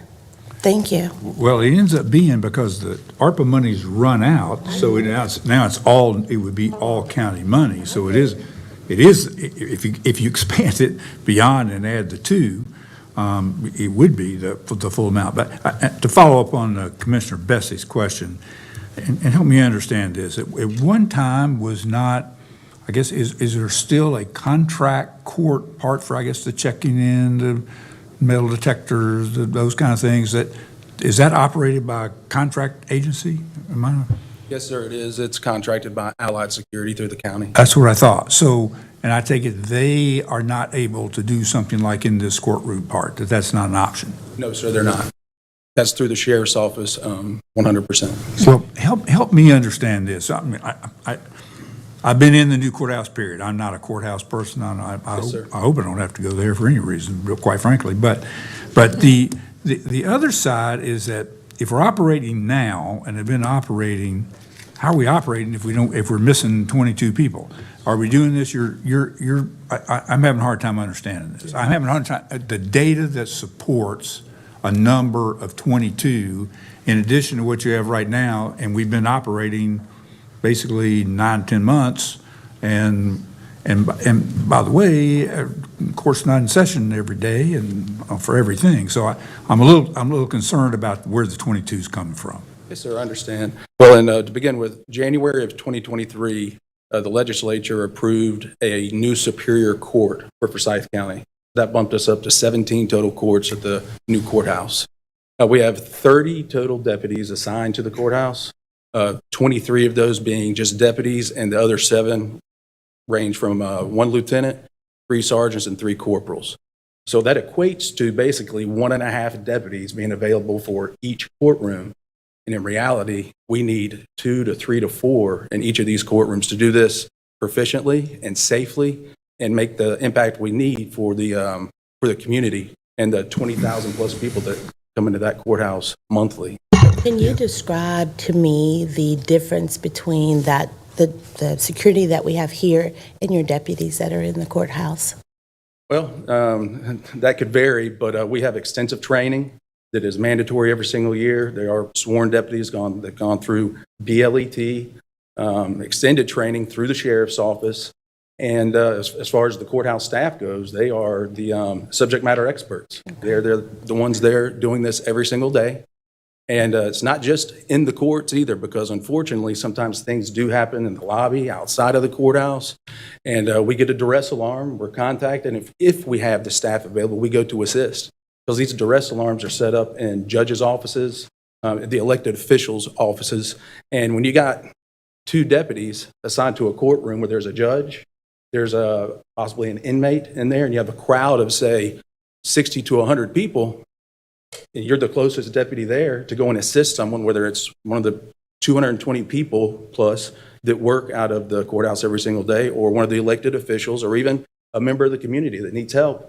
We can't go because our number one responsibilities working there every single day are the protection of the judges, the inmate movement, and then the I lost my train of thought there, and the that's it. Yeah, Right this is there. good. That Well, was good. we especially paid a lot of extra money to develop a lot of facility security in the courthouse. You all know that. I mean, you can't get into the judges' chambers. I realize they're out in courtrooms for a period of time, but basically our inmates and prisoners the only way they can get in is, they come in and they're in a holding cell. Everything is protected, insulated, all those kind of things. It would appear to me on a common sense standpoint that you need fewer to actually operate in a facility that is up to date. Because I heard their group talk about all the problems with our existing courthouse. The old one, so not the existing, but the old one. All the opportunities for problematic, behavior taking place, unsupervised, lots more supervision. Looks like this new facility would require less. And I hate to say it, but I kind of just can't even fathom nearly doubling the number of deputies in the courthouse from what we have today, and why we need we need 4 deputies in a courtroom that's not in session every day, all day anyway. I mean, it's going to end up with a lot of people that are being assigned other places or doing other things. Didn't we have a study, a jail study, a staffing study? Did it not address those kind of things? We did that. Did it address anything close to that? Well, the study actually suggested in 5 of the models that they presented to us, 3 of them did not work for us because they suggested adding detention staff. Detention staff is assigned to the detention center, and they cannot do what the sworn deputies can do within the courtroom, such as make an arrest, service of papers, whether it's a warrant, an order for arrest, anything like that. And in regard to what you brought up, the old courthouse for the sheriff's office, one of the biggest issues for safety and security was the movement of our inmates, because we were going through back hallways where officers were assigned for judges, or the DAs were walking by. We had impaneled jurors. Everybody was there. So yes, we're more secure in that aspect. But as far as functioning properly and really doing it safely, to be able to maintaining the public confidence as well as the confidence of these elected officials, we really do need to beef these courtrooms up, because 2 deputies in an area with that many people, elected officials, clerk office personnel, if we went back, we would not be able to function, because right now, on average, every month, we're sending 31 deputies from various sections just so that we can staff these courtrooms properly, because the supervision assigned there, they can't even do their job. They're working courtrooms every single day, and they can't get out and actually supervise and assist these deputies that are working. Doc, just to add to what you're saying, I understand we talked about more advances, but in the world of security, there is no substitute for physical presence, for physical security. And I think that when you look at the courthouse is more than a place where people go and be heard. The courthouse is where documents are kept. The courthouse should be a very secured place. And currently, at best, on a good day, you might be average. I've been over there several times to observe it before I even came in here to talk about these numbers. I see the movement where we're sending people from civil. I'm having to send people from SRO over there. This summer, just to make do, I'm going to have to shuffle people that traditionally are SROs to come and work inside the courthouse. And this is a study that you all did, right? It showed whatever model you chose, the common denominator was you need more people.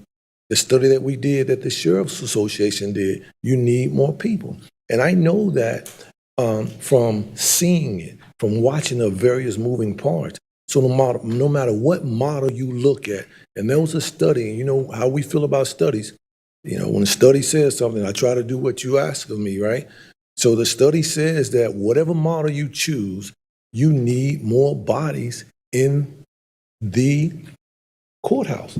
And you, to me, a building that you all have built, spent that kind of money to do it, you would want the security. You would want it secured.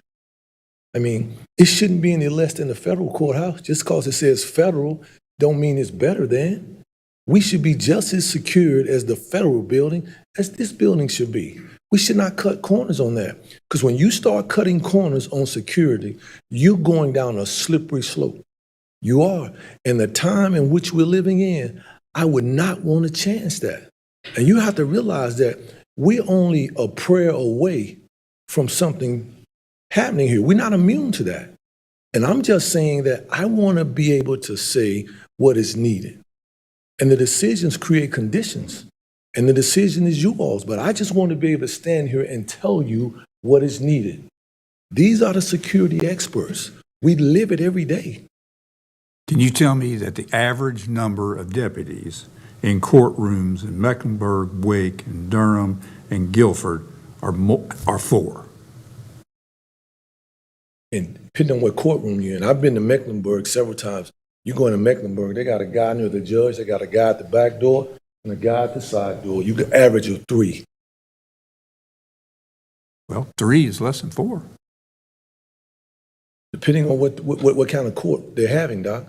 For example, the murder trial that we had 5 deputies in there. What I'm saying is, Doc, and look at it from this perspective.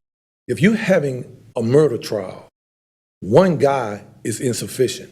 You have emotions, you have families. We have to move. So for the murder trial we had 5 people in there. Where did I get them 5 from? I had to rob Peter to pay Paul to bring people in from other divisions to cover the murder trial. Meanwhile, I got several other trials going on inside of it. No matter how you look at this, Doc, how you look at it, and I understand you're a numbers guy, but the numbers, they're inadequate. The study said that, Doc. This is not Bobby saying this, it's not the sheriff. It's not him saying it. The study that you paid for said it. And so I don't understand. It said that no matter what model you chose, whether you took the model from bringing deputies over there and welcome Mr. Bessie, you can't do that. But whatever model you chose, the common denominator, Mr. Linville, was you need more people. Sheriff, you're not going to convince me, and I'm not going to convince you. So we're probably at a good point to just not to belabor this any further. Yes, sir. Anything else? I appreciate you all. Thank you. Thank you. Want to take a break, a 5-minute break, and then jump in, or? I'm probably good. I don't know about everybody else. Everybody good? Okay. All right, we'll go ahead and dive into it's kind of went ahead and put the alternate service level form kind of up on the screen so we can just step through this fairly quickly. I think Kyle's going to come up and we can tag team this a little bit. So you've seen this. One of the changes we made, and you've got a hard copy in front of you, is everything that is highlighted in yellow actually is in the county manager's recommended budget. There were not very many alternate service levels that were embedded in that, but we just want to make sure that you understand that. And so the first one, the EMS 16 advanced EMTs with equipment, clearly we've been trying to get unit hour utilization down just so that we have units available to respond, and all those other metrics around how many assistance in and assistance out, and then the number of priority 1 calls that the franchise units run. We're trying to pull that down. So I did not include 16. I included half of that. So Kyle, there are 8 of those in the. It's 8 advanced EMTs and 1 ambulance. Okay, and the full number is 2. Includes 2 ambulances fully equipped, and this has 1 fully equipped. Okay, so you got an ambulance, piece of equipment, and the 8 staff members. All right. How would that work? Would you have like the EMT with a? It's not. I ain't gonna take too much of your time, Joey. I might put you to sleep. Yeah, come on up. So he's not getting the full. He's not getting 16. 8 will give you how much expanded capacity? How will you? Would you take these 8 people? Would they be on every how many units, or if you take the 8 and spread them out? So 8 people would provide 1 ambulance 24/7. So what we would typically do is 2 per shift based on how we are structured. But that's also based on, as Mr. Manager was discussing, our unit hour utilization. So right now we're at a 0.61 as of the end of May. We have a higher call volume during the daytime than we do at nighttime. So we would look and see based on where the greatest need is at the time. Yeah, it could be flexible whether he puts them on day, nights, or are you running a peak shift? No, okay, no, so yeah. it would be. Not yet. On average, how many units is running in the day or the night, either one? We're running right at 14 during the day and 13 at night with our own ambulances, and then we have the franchise services that support us on top of that. How many of the small units that you have that where one individual is in? Quick response vehicles? Yes. We're trying to run 2. Our goal is to be running 3 to 4 around the clock, based on and those with paramedics. And so these advanced EMTs positions would be specifically for ambulance staffing, but that would also help us with putting our paramedics in those QRVs to do that level of service as well. Well, I think those units are, in most cases, they can get to, might not in every case, but they're likely to get to a scene quicker than an ambulance. It's just hard to say, but There's certainly, I'm sorry. I see them on occasion. I guess they just, sometimes they may be waiting to see if something's going to happen to me. I see them around, not real close. I do have them riding by your house periodically. I see them sometimes. We do have a strategic, there's a strategic model to try to, to put those QRVs in places where ambulances won't necessarily get to as quick. That's by design. For example, I know, we're 7 minutes from the hospital in Winston-Salem. A large number of our call volumes our call volume is in Winston-Salem. So with an advanced EMT on an ambulance in Winston-Salem and the expanded scope of practice that those providers have, a lot of times it's smarter to just put the patient in the ambulance and get them to the hospital, as opposed to, coming from our neck of the woods where you've got a 20-minute ride to an ambulance or to a hospital, depending on traffic. And so it's warranted to put paramedics in some of the outliers, the more rural areas. Kind of the concept of the drone program, quite frankly, is we're trying to make it so that we can get the right things in the right places at the right time. And if I'm going down the road with a slow-moving vehicle, I surely will get out of their way. Well, you're getting more room to do that up in Walkertown. No, maybe a little bit, but if you hear the siren, just try to get out of the way. Sometimes I can't figure out where it's at, whether it's a fire or the EMS. You hear it, but they're going to get the roads widened, and that'll help some, give me more room to get off the road. Yes, sir. Thank you. I got a general question about, will the 8, if except the 8 advanced EMTs, will existing EMTs, are there a number that are able to move in and be hired into those positions? So your ability to hire those 8 ought to be pretty good from the EMT pool you already have now. Yes, sir. And we actually have a significant number, over 20 folks that are work against in our paramedic positions. And so part of this is to free up some of those paramedic positions as well, to move the person so that the paramedic, so that as we're hiring, we're pushing to hire paramedics, I've got spots to put paramedics in. Yeah, let me make sure that the work against what Joe was saying to you is that we made a decision to get a staff person hired who was not a qualified paramedic, who was probably an EMT. And we did that very purposely because the pipeline was not there. Paramedics were not applying for the jobs. And we had the vacant position, and we needed to get a responder to people. And so that was very purposely done. But how many did you just say we have in the work? 20, I think it's 24 today. So we have a lot of need for paramedic level. That is our challenge now. Our challenge is less, just in total staffing, but we've overhired with folks that are not at the higher qualifications that's desired. And so, that is part and parcel of what we're trying to do to make sure that we've got capacity. I'm just trying to also get the ability to fill these positions. You can actually fill the advanced EMTs, I think, but I assume you're going to be able to fill the other 8, that it opens up 8 other vacancies, you're going to be able to fill those easily. I'm just trying to get at I'll fill all 16 of them. Say that again? I will fill all 16 of them.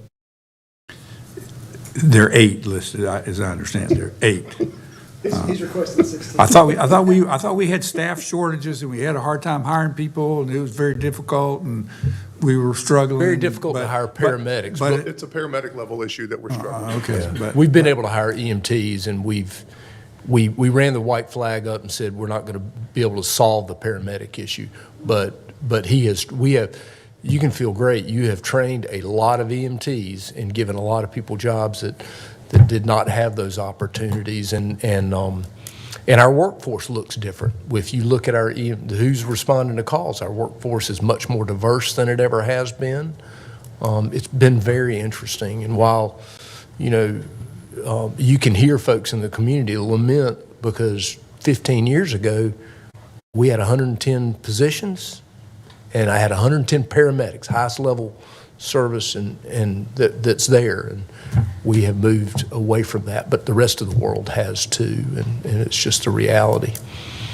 I think the answer to your question is yes. I have EMTs on staff now that want to go to AEMT school, and so there will be no problem getting those folks into AEMT school and then backfilling EMT positions.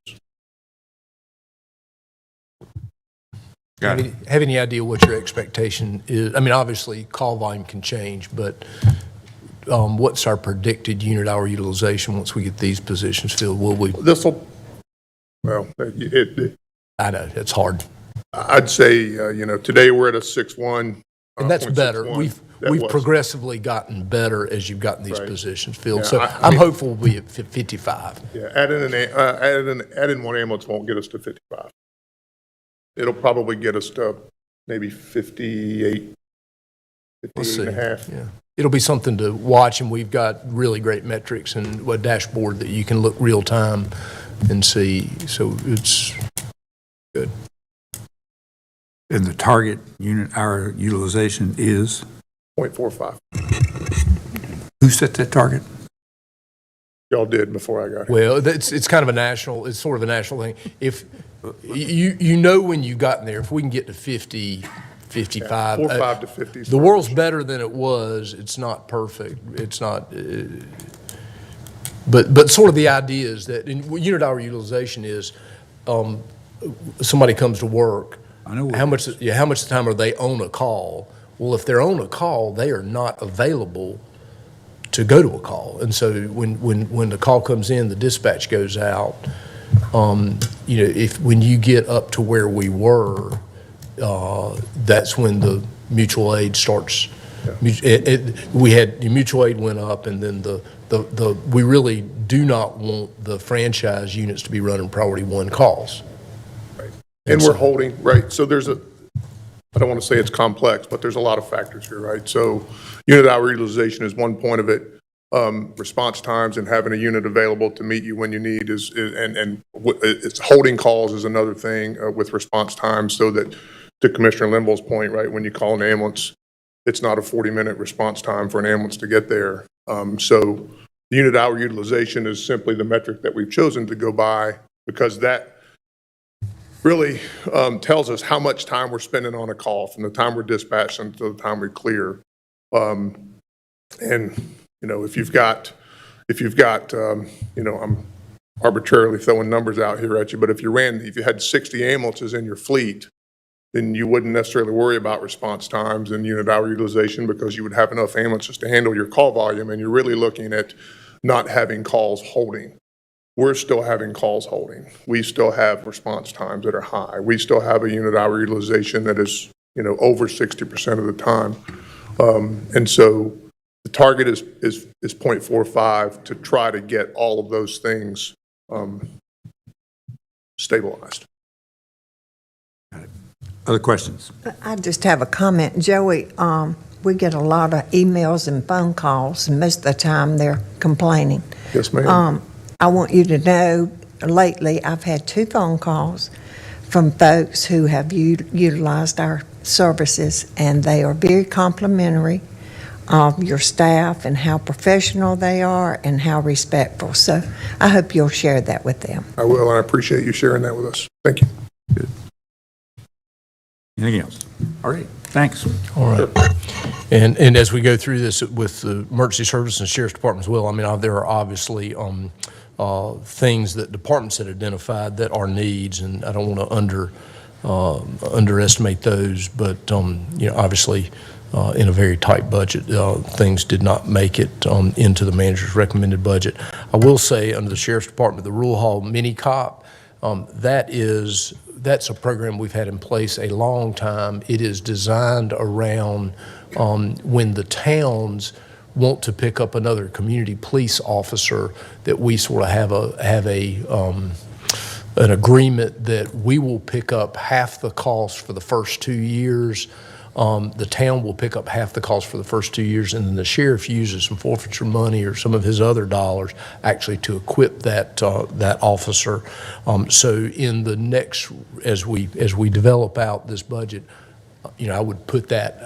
If y'all give me some things that you want in that budget, I would want to include that one as well. That one just it got left off inadvertently.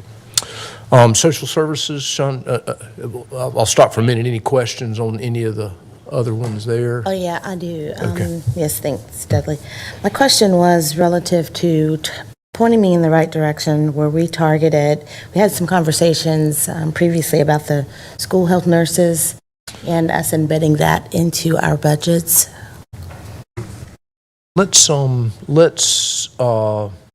Okay, well, that actually was listed down in the public health section. Why don't you do a quick review of what's in? Sorry. Yeah, what's in, that's good. What's in for public health, and then what's not in. So for public health, in the manager's recommended budget is a nurse practitioner or physician assistant, and that really was driven by our medical director. We get medical director services from Atrian Health, Wake Forest Baptist, and our medical director felt strongly that we need another provider in order to meet our statutory obligations.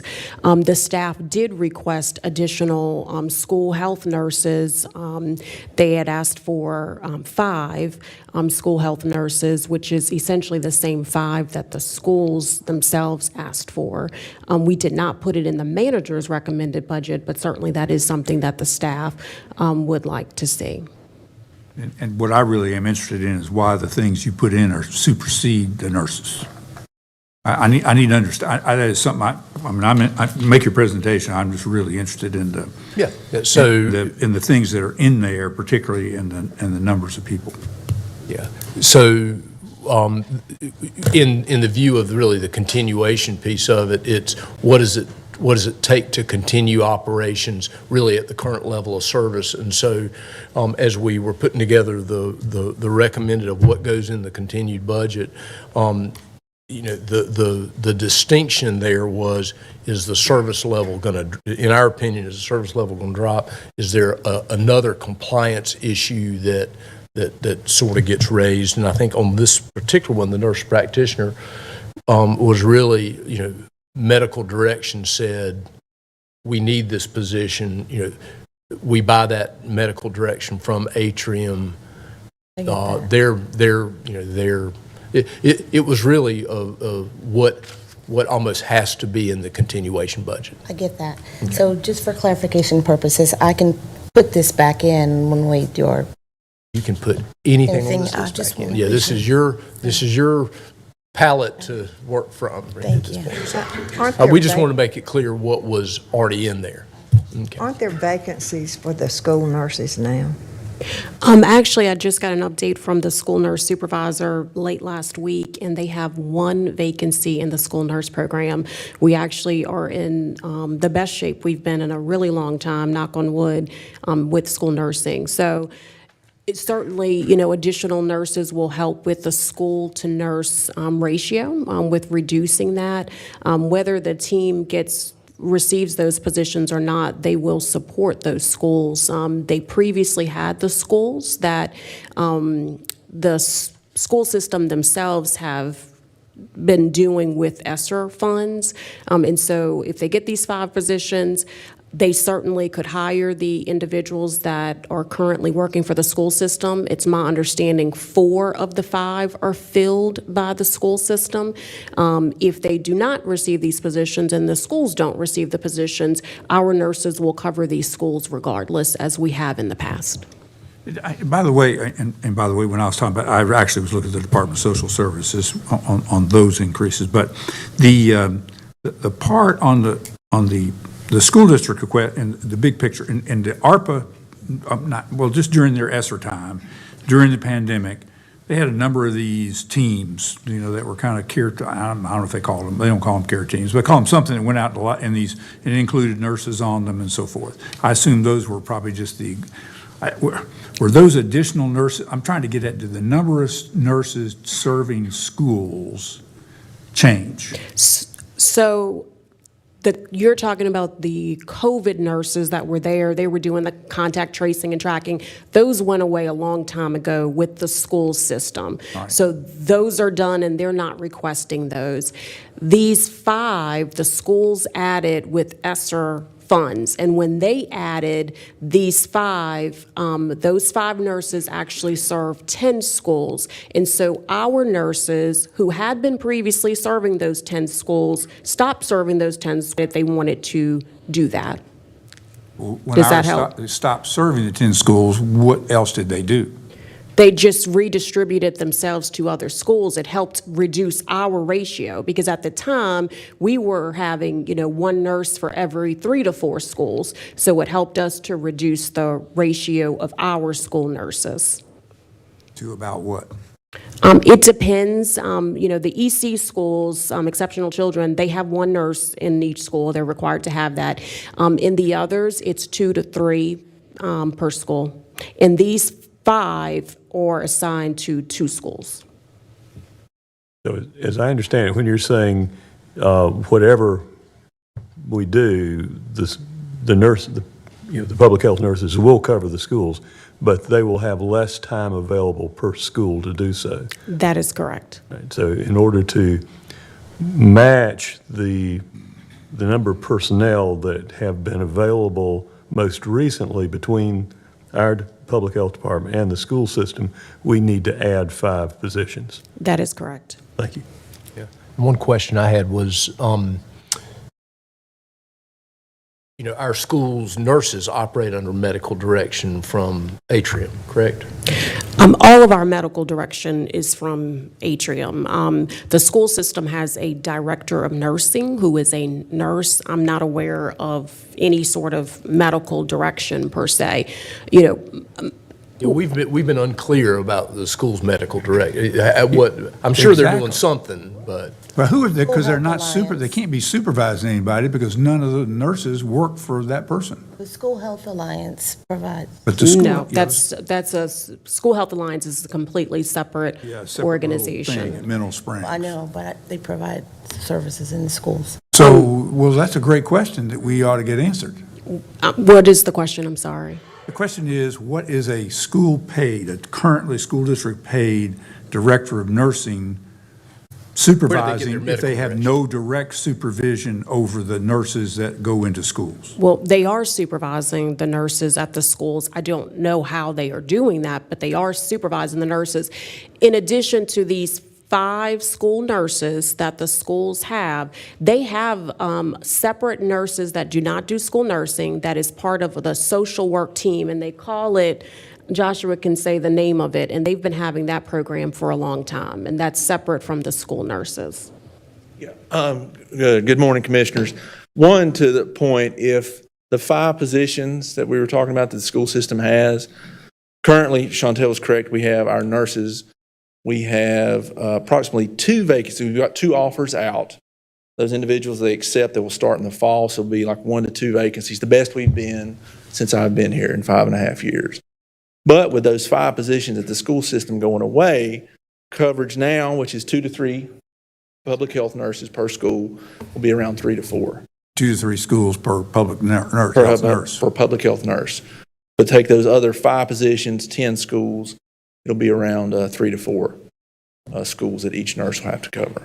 And the other question, I'm sorry, was about the School Health Alliance? No, they asked about, again, it gets complicated because the schools have 2 different sets of nurses. They have these 5 school nurses, that's with ESSER funds, and they've had, outside of that, these child family support team nurses. And the state supported those a number of years ago. They have been around a long time, and the state actually awarded to school districts these child support teams. It's my understanding, and Joshua can correct me if I'm wrong, or the team, that the state stopped supporting those a long time ago and that most school districts do not have those teams, but they are paired with social workers. Yeah, I'd have to do some research on that and get back to you on that. So while we're here about the social workers, do any of our social workers transcend into the Winston-Salem Forsyth County schools? No, ma'am. That is, school social work is totally different than the work that social services does. All right, thank you. Dr. Martin, if I may, so I think that there is, especially with the nurses, some redundancy. And I would definitely like to see the county take the lead with nurses in support of our school district, since the school district business is about education, and then the county's business is about health services to the citizens in the most ideal way. Now, I know that there's probably some things we need to work out, but I think it will help to accommodate the ask of the school district right now for the additional 5 nurses that only came on because of a pandemic. The pandemic has left, pound for pound, although we know there are residuals, but I think that it's safe to say that with what the county is doing with nurse vacancies, that there can be support to the school district with the nurses that we already share, if that is my understanding. That is correct, and that is our team's preference as well. It's from an equity standpoint, in just consistency, it would be most helpful for, if we're doing school nursing, for us to do all school nursing, not to have this separation. And so our preference would be for us to continue to do all of it. I will say I did have a brief conversation with Superintendent McManus, and she was fine with that. She just wants the additional 5 nurses. She does not care whether or not it is staffed by the health department or within the school district. So the question I have for the school district is, how many nurses are the school district paying for that are not school nurses? You understand what I'm getting? People who are not school nurses, but yet they're paying for them, like you said, a director of nursing, et So cetera. it is my understanding they have a director of nursing, and then outside of these 5 positions, they have 6 that are part of the child family support team. So they have kept funding those. That is my understanding. I wonder if those are positions that the county has been. If they're what? I said, I wonder if those are positions that locally we've been funding, because I know that we asked. You're correct. They have been, if the state believe- is no longer funding them. I believe as they so, used but to, we they're can being get funded. confirmation from the schools. And that also, of course, it also ties up 6 social workers. But I do think in their staff, and I'm surprised that in your all's, if you're assigning public health department nurses to schools, those child family support teams, if they're in a school, then that should not be one of the schools that's being covered by public health nurse. See what I'm getting at? It's my That understanding. is a duplication. It's my understanding those teams do something completely different than school nursing. They do no reporting that's required for school nursing. It is a completely different task. We could certainly get staff here to speak more to that, but it is my understanding it's part of something completely different, and it is not school nursing. Well, that'd be a way to pick up 6 more nurses and 6 more social workers and we've got a request for 5 and 10 respectively. Is there a way we can get some answers to some of these kind of issues? That has a lot to do with sort of their request. Yeah. Do you know if Tommy, have you talked to Tommy about? I'm not sure whether he's Tommy gonna be- can answer that. He might not. But he can answer where they're paid. He can answer where they're paid for out of local funds. I think the answer to that's going to be yes. But Ms. Robbins just told us that that's a completely different task. It's not school nursing, so we're talking, Well, you'd be maybe talking we about need to- apples and oranges. We need to hear, well, I do, well, unless I'm assuming, that based on what's been said, because I know what they were when they started, and they started probably 15 to 20 years ago, and when the state quit funding them, it could have been money, could have been this, could have been that, but if you kept them, why would you not have them continue doing what they were doing? Because they did work within a school. It was a team in the school. So you had a social worker and a nurse, and you had access to, I think, there's kind of worked with the counseling office. They kind of worked together in the school. And a public school nurse would not have that. If they're doing, I mean, I don't see that that's a duplication of issues. Maybe they're using them totally different, but it'd be nice to know how they're using them. We Be kinda nice can to know. certainly get the schools, try to get the schools here to answer that question. All I can say is it's my understanding they are not doing traditional school nurse tasks. Yes, they are assigned to various schools, but they're paired in a team with social workers that's doing other types of things that have nothing to do with our statutory obligation of school nursing, which is, immunization tracking and helping with kind of primary care type stuff and vision testing and those types of things. And I'm just, if I may, I just noticed some messages on my phone from my staff. No medical director. That was a question that came up a few minutes ago for those nurses at the school system. Child family support team, state funding. The state funding for child family support team. Most districts that had that program have transitioned these positions into school nurse positions. No state funding for the CFST positions. They're locally funded, and we do not cover those schools. They do some school nursing tasks, and as Ms. Robinson said, it's very social work driven. But you just say we do not cover, we as in Forsyth County Public School Nurses do not cover those schools? Yes.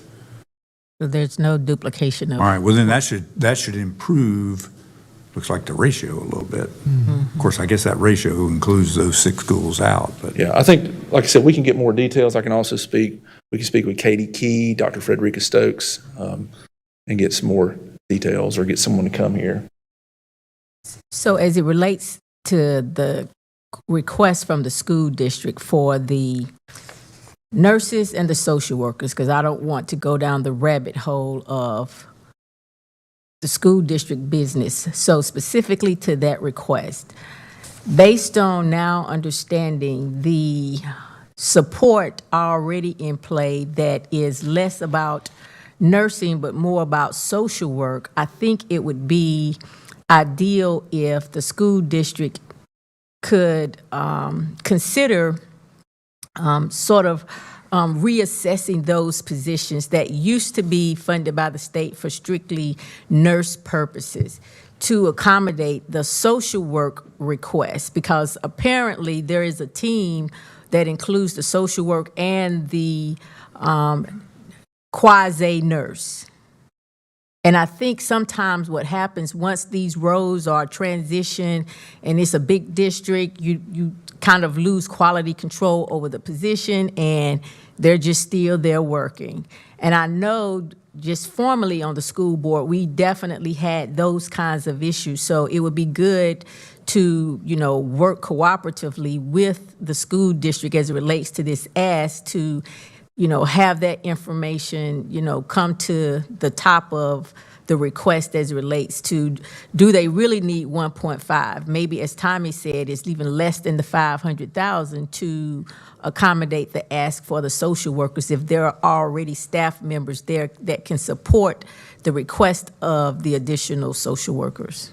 And yes, ma'am. And what I will say is the school nurse program manager has been chatting me, answering these questions as she's probably been texting Joshua.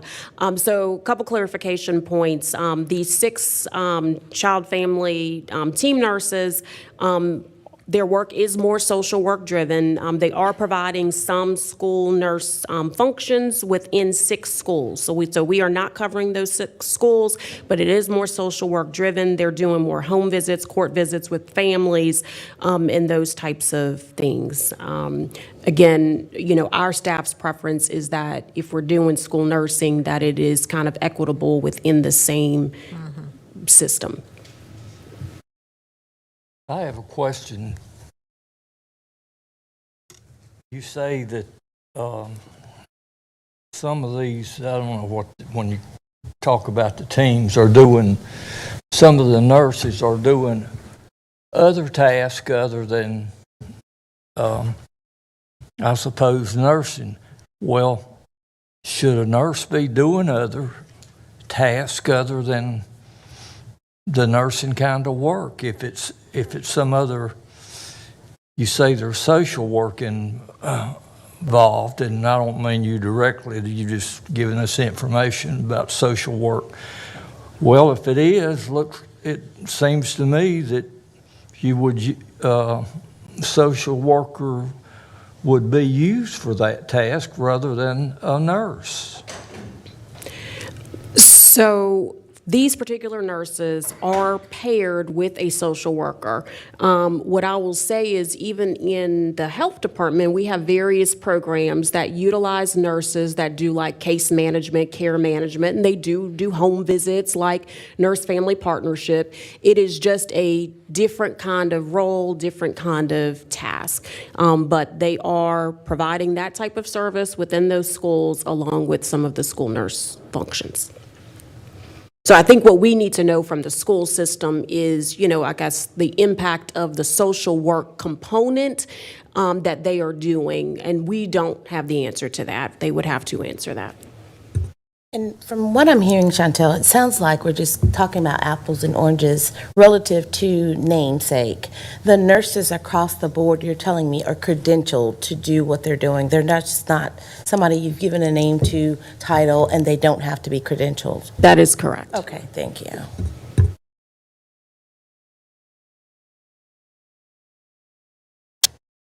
think we got it. Thank you.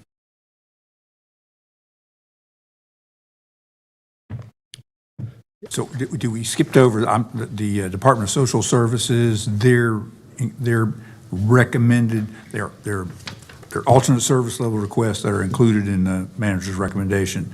Can you talk some about this food and nutrition service issue?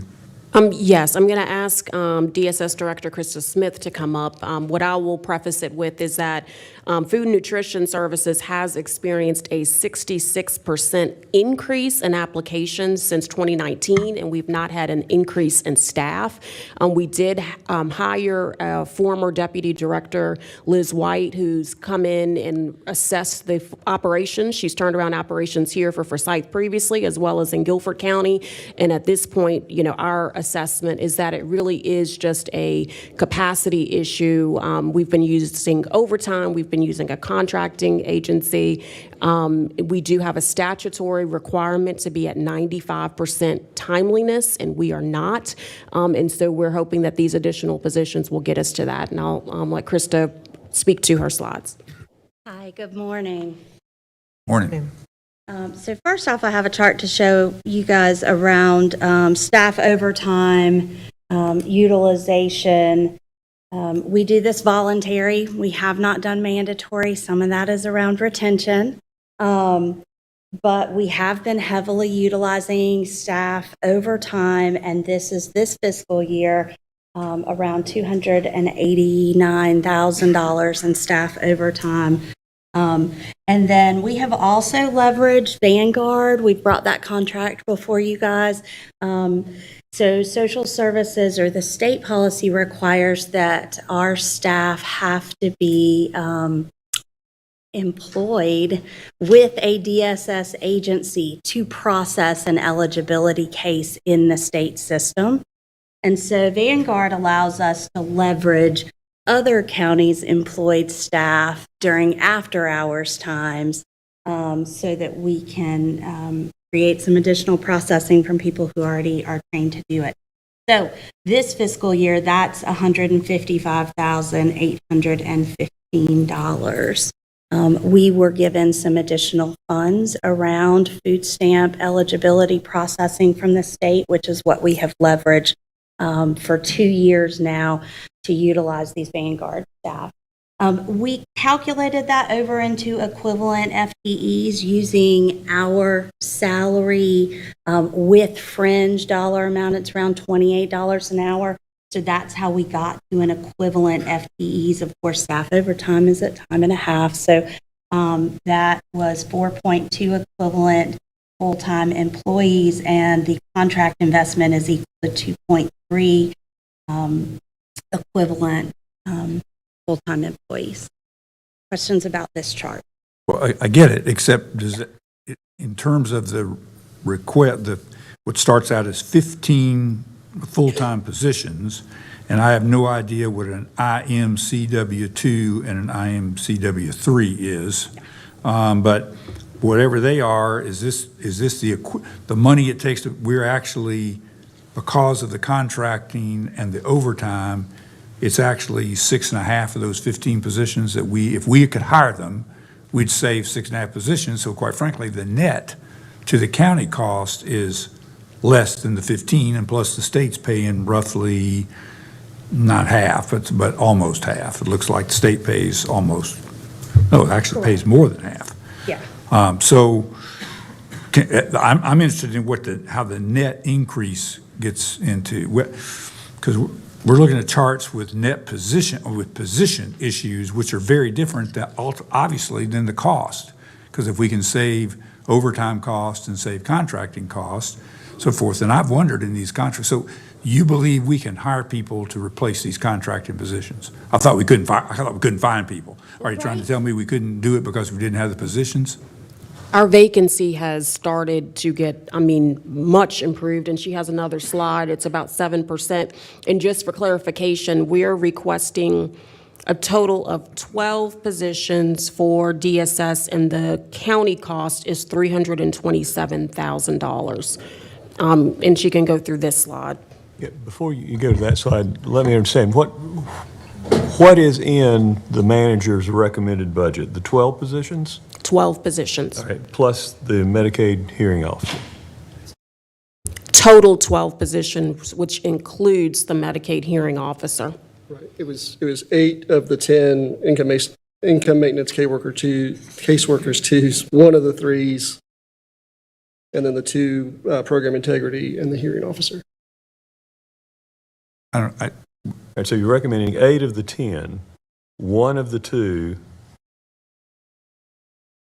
and the Medicaid. 2 program integrity that are 0 net county dollars. Right, no county dollars. That's 2 more. And then the hearing officer at the bottom. All right, thank you. So if starting from that, which is the kind of the plus 9 positions, is it accurate that the 6.5 you just talked about offset that offset that?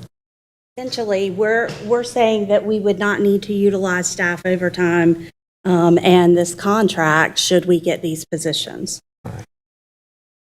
I mean, I realize it won't take place like that because you won't hire people like that and so forth, but essentially the net result, so the number, Chantel, that you said, 327,000 county dollars, where is that on here? I don't see that number. That is because it's all rolled up on this sheet, but these kind of separate document we had sat down with you all previously, the total is 327. So for the program integrity, it's 0 county dollars. The hearing officer is about $17,000 in county dollars. The income maintenance caseworker 2s for 8 PCNs is $274,000 in county dollars. And the lead worker, which is the income maintenance caseworker 3, is $35,000. So it's a total of about $327,000 of county dollars. And if you had all those in place, you would likely save the equivalent. You can go back to that first slide you had. The first slide actually had the cash as well.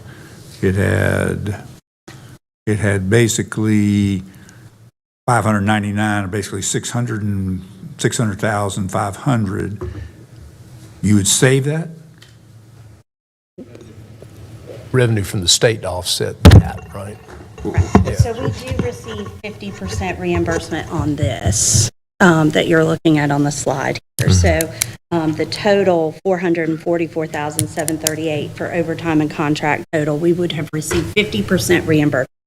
So county cost is around $222,000.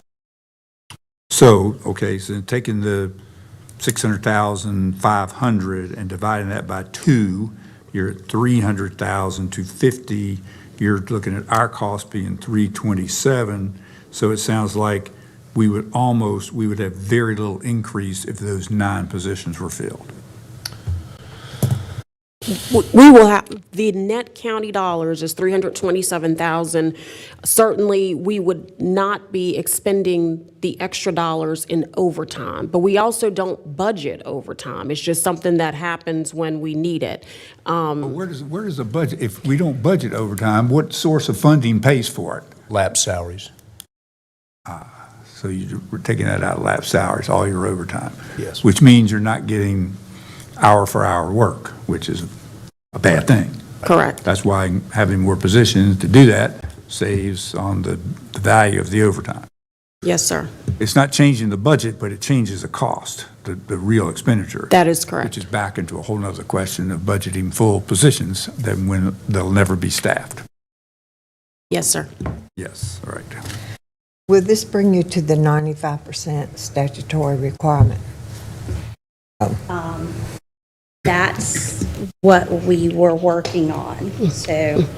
I mean, in full disclosure, that's not the full ask of the staff, but we do feel like this will get us closer to being there. I mean, we are so close, and I mean, there's some months we're 94%, some were 89, some were 90. This will get us close, but it is, full disclosure, it is not the full ask of the staff, but we think we can we will be close, and hopefully we will hit it.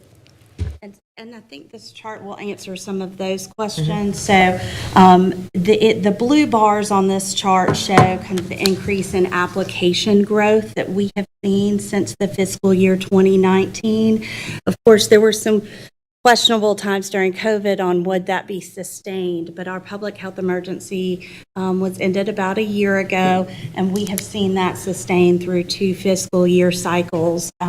These are new applications for food stamps. So we are in the 30,000 per year range. Pre-COVID, we were around 20,000, and we really didn't see a big uptick during COVID. It was really at the end. And what you'll see in the green and red numbers at the bottom of that chart is where we measure up with our MOU with the state. So 95% is the goal. And anytime we fall below that, we stand to lose USDA funding reimbursement. Now, there have been a lot of waivers from the state during COVID because of the challenges with meeting the volume. But we are really heading into this post-COVID period of needing to get ourselves back in line and be able to meet that 95%. So one thing that is notable that happened between the green and the red was we used to have 33 full-time equivalents in recertifications, and we had 18. So those first 3 years where you see us in green, we had 18 people, or the first 2 years. When we first hit the red year, fiscal year 2022, and we fell below and we hit 94.85%, we moved 4 workers from recertifications to applications to try and offset that ourselves and manage that workload. But you can see we continued to struggle. The next fiscal year was an average of 88.63.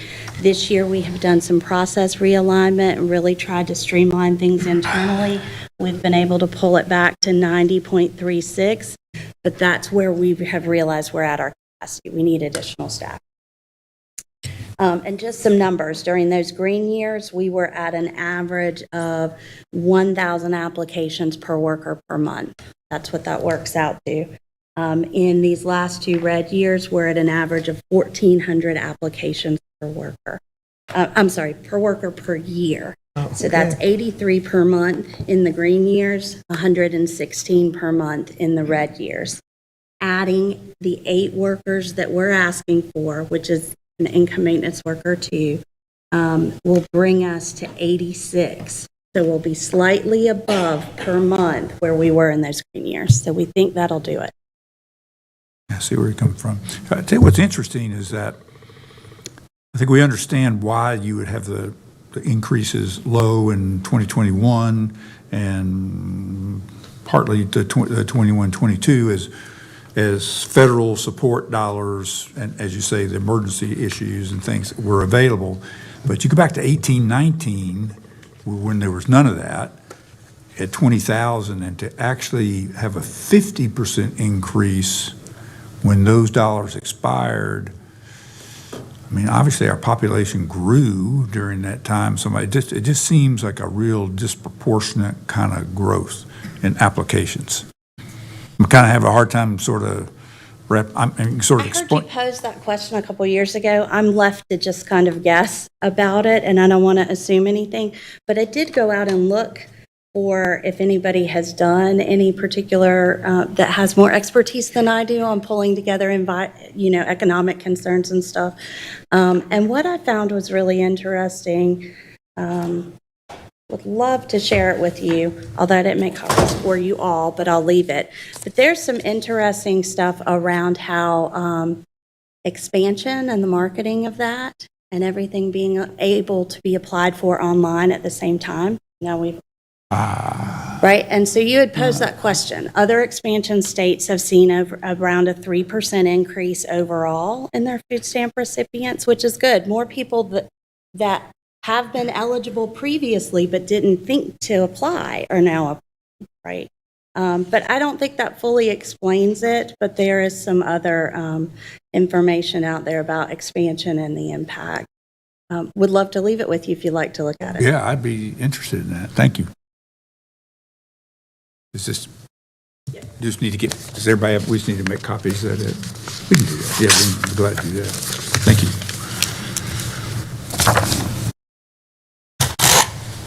So conceivably, next year, I mean, if get these people hired, this ends up being not a very big increase, a very modest increase. That is correct. Which would be a good thing. And it's a good example of how the position totals kind of misrepresent the real cost. I'm not misrepresent, it's not necessarily 100% correlated with the cost pieces.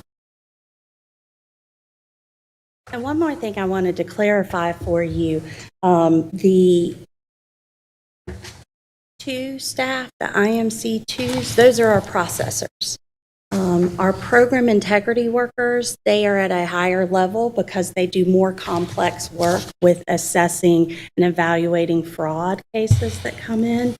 And then the last IMC2 that has been asked is around how we organize and support the work that the twos do. So for every 8 level 2 process workers, we have a lead worker that does higher intensity, more complex processing of cases. So the 8 workers then justify the request for 1 additional lead worker. Got it. Further questions? That's good. Thank you. All right. Very good. Go back to the Elmo. Would be great. All right, so the rest of the second page of the revised alternate service level, you'll see no yellow, so all those are not included in the manager's recommended budget. I'll just ask if there's any specific questions about those. I do. Or in any of the others, did they receive, any of them receive ARPA funds or ESSER? That's a great question. And if it, I mean, you can answer that later if you want to. Yeah, I do not think any of these were driven by ARPA changes. I mean, obviously the schools, the second one, you know, some of that's ARPA related. I don't think Trailblazer Promise had any ARPA dollars in it. I think it had old Project Impact money in it. If I remember. I assume it hadn't been paid for 2. First of all, we didn't have in our book the Trailblazer deal, the Forsyth Tech thing. It wasn't in there. And when people started speaking last night, it took me, what are these people talking about? And then I realized they were talking about what has been. I knew there were private dollars that paid for Forsyth County graduates to go to Forsyth Tech for free for like 2 years. Right.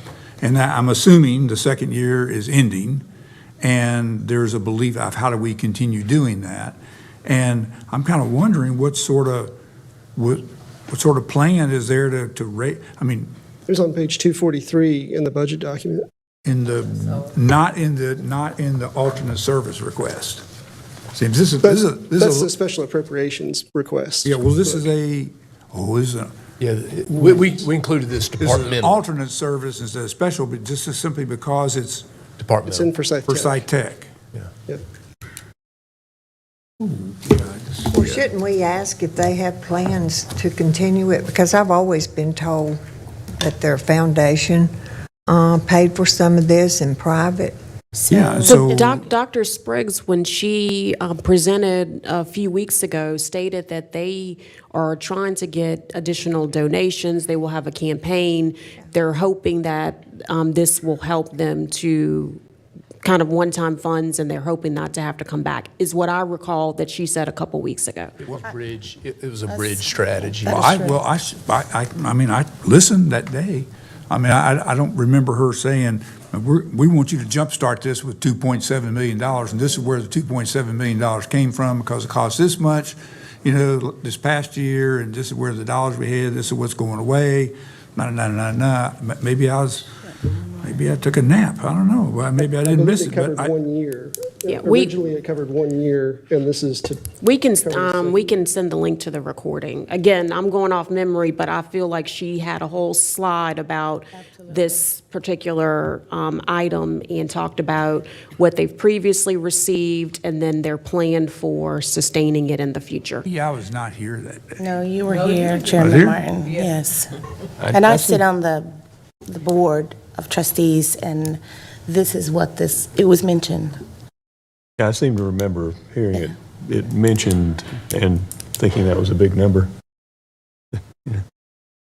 Well, it's been proven that when county starts handing out money, private money sometimes goes away. It is assumed that the county's going to pick everything up. But I would say to support them that we have seen movement, we have seen progress with this program. And you're right, Gloria, I don't expect for us to be able to fund this every year. However, their foundation is just getting started, and I think some grace should be extended around that. So I think too strategically, as the county think about how to support alternate service level, I think like to Dr. Martin's point, sometimes I get confused between ASLs and special appropriations, pay-go, blah, blah, blah. But I do think that it would, as a county, we should be strategic around what we invest in alternatively as a way to really bring back residuals. So to support workforce development through Forsyth Tech is strategic in that then those students, are more apt to living in Forsyth County with the support, of the dollars. And I think that a systematic, strategic model of that type of investment as we start to think about, how to support, the additional requests through nonprofits, et cetera, it's already kind of a fair but unfair process, if you will, in light of course, the additional sometimes acts from what we are obligated to pay for. I think it just, for me as a commissioner, put me in a space of uncomfortability, but I think I would be more comfortable with, staff energy around based on what is being asked from, some of the applicants, where pound for pound could the county make a bigger difference for the good of all citizens? And that is, to me, the role of government, that you can't help every single person, but we can get somewhere in the middle and hopefully leverage that so everybody feel the impact. Yeah, thank you. This is a great program. I'm just trying to look at the practical level at this point in the budget process and say, okay, where do we find $2.7 million? And I don't know of any place in the budget that I'm prepared to recommend a $2.7 million cut. Or if it's an extra, then what's that going to be tax rate differential. And, you know, at this point, I feel obligated, every suggestion I make, to either say, this is where we're going to find, well, this is where I think we can find offsetting money in the budget, or I'm arguing for an additional point, whatever, penny increase on tax rate. It's kind of an either or, you know. I think this is a one-time acts, and, you know, we have PAYGO and other places too to look at. I don't think it will ever be one time. I will say the request was over 3 years. I mean, it was 2,720,000 for 25, 2,800,000 for 26, and 1,440,000 for 27. It was not a one time. I mean, that might be one time through those 3 years, and then after that, maybe not. But it's 2.7 a year, basically. Over the next 3 years. I'll tell you what would be really interesting. Well, I don't want to waste time, because I'll say this really fast, quick. Is that we know that the enrollments increased as a result of the Forsyth Promise. The question is, did the graduation rate of those people who got completed an associate's degree, was it higher than the normal completion rate of associate degrees? Because that gets at, I'll go for free, but is the completion rate better for those students that actually got the scholarships versus the people who do not? And that would be critical to know that was of its value. No question that their enrollment increased. We saw that. We've seen that. I can check. I think they might have given, I think they may have She provided could some share information. that information. Dr. Spriggs did say, I think last week at the chamber event, that she would be getting some additional data that I asked when she made the presentation around the longitudinal effect of the students that went through the Promise piece. So kind of tracking where they landed as it relates to job, where they live, et cetera. And also to support, I just wanted to say that we had 3 students from Forsyth Tech to talk about their journey and the accomplishments that was made through this program. So at the end of the day, we can talk about the data, but when I see lives transforming and changing, I know that we're spot on.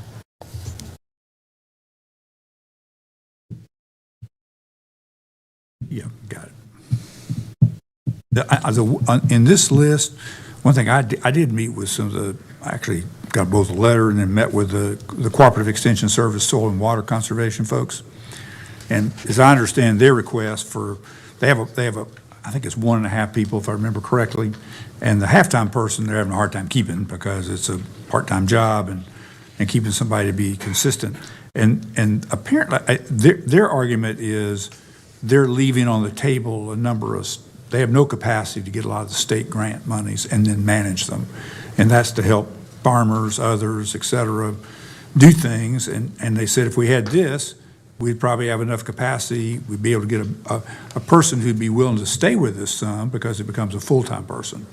And that we'd have, because of that, we would have way more productivity than we have now. And I guess for me, for $37,000, I'd probably be fine with that if in a year or two it shows that they're generating more dollars that are actually providing direct services to citizens and that deal with soil and water, work through extension.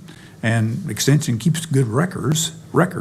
So I think that's one I'd support for the 37,222 for sure on that.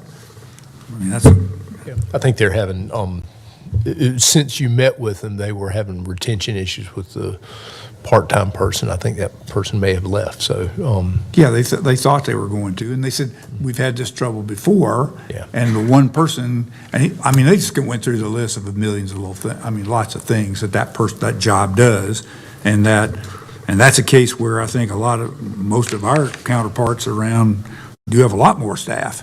But that was a case where if there's more money coming in to help citizens, that'd probably be worth $37,000, because then you get a different quality person, not quality, a person who's willing to stay because it's a full-time job.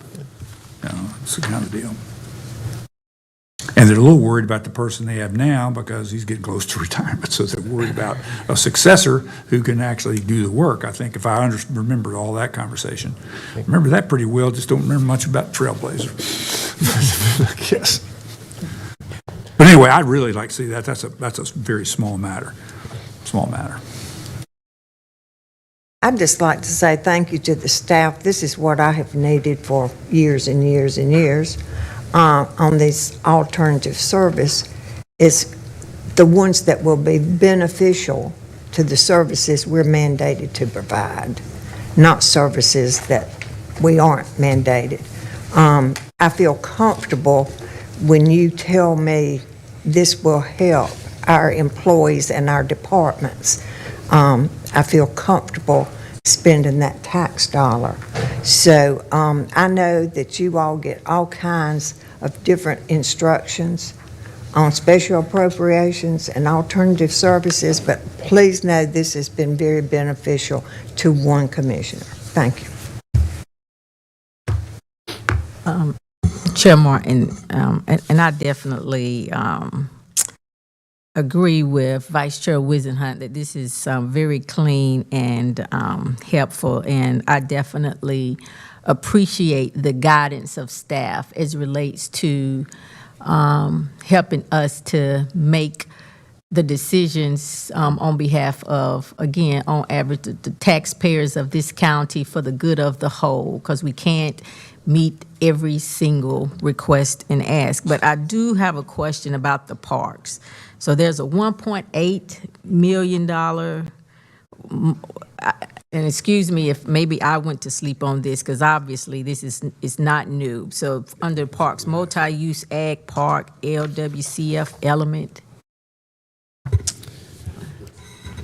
Sure. So as part of your, I'll let Chris do it.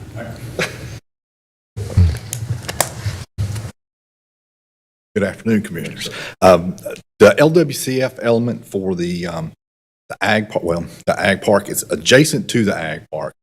It is for the Land and Water Conservation Fund piece of property that we sold at SciWorks. We converted it and bought the piece of property adjacent to the current ag park. That particular, in doing that, when you make that conversion, there has to be a recreational element on that piece of property. So that's what that will go to. What we've got planned for that particular piece of property is basically, it's very long. It's a long piece of property, very narrow. It will have a walking trail element that will go to that, a parking area, and then we were working with Cooperative Extension on doing a demonstration garden basically in the center of the walkway. Off of that walkway, we will be able to attach into the ag park property proper and kind of tie in, have some trail system there as well. But it is a mandate that we have to do for the LWCF, Land and Water Conservation. What's the time frame? Yeah, that was going to Time frame, we made the purchase, I believe, in August of last year. So from the time of purchase to time of conversion, we have 3 years. So we have to do it, but we don't necessarily have to do it this year. Correct. And we don't have to do it for $1.8 million. So this is a very nice, effort to do that. And so, yeah, I mean, this is top notch. My suggestion might be put a number in, a PAYGO number in. But I mean, we'll have to do something. So within the current budget, there's something that will meet the LWCF needs that we will try our best to do. It's a walking trail, but this is a Tanglewood triad CG Hill type trail. Is that fair, Chris? I don't want to misspeak, but there's a reason why it's not in the manager's recommended budget, only because it's really more of a policy issue about the level of what that improvement is. Okay. But probably something in that PAYGO list that was, as we've now learned, I'll speak for myself, that I have learned better about how that's going. Having a placeholder in that for something to address that, be good, because we, in that list, had $500,000 for trails at Horizons, I kind of argue this is something we got to do. Yeah. That probably a piece of that money could be, sorted out to be a part of this, something we got to have and come up with a. To Chris's credit, what is here is what is our traditional deliverable at a park with a trail, which is a very high level thing, and that's what's expected, and so.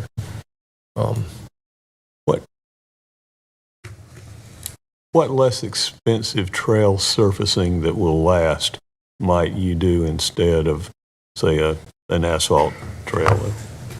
Basically, Natural. exactly. That would be our full bore would be the, asphalt trail, 10 foot wide, whole 9 yards there. For us, we would back that down, basically a crushed stone or a rock dust basic path.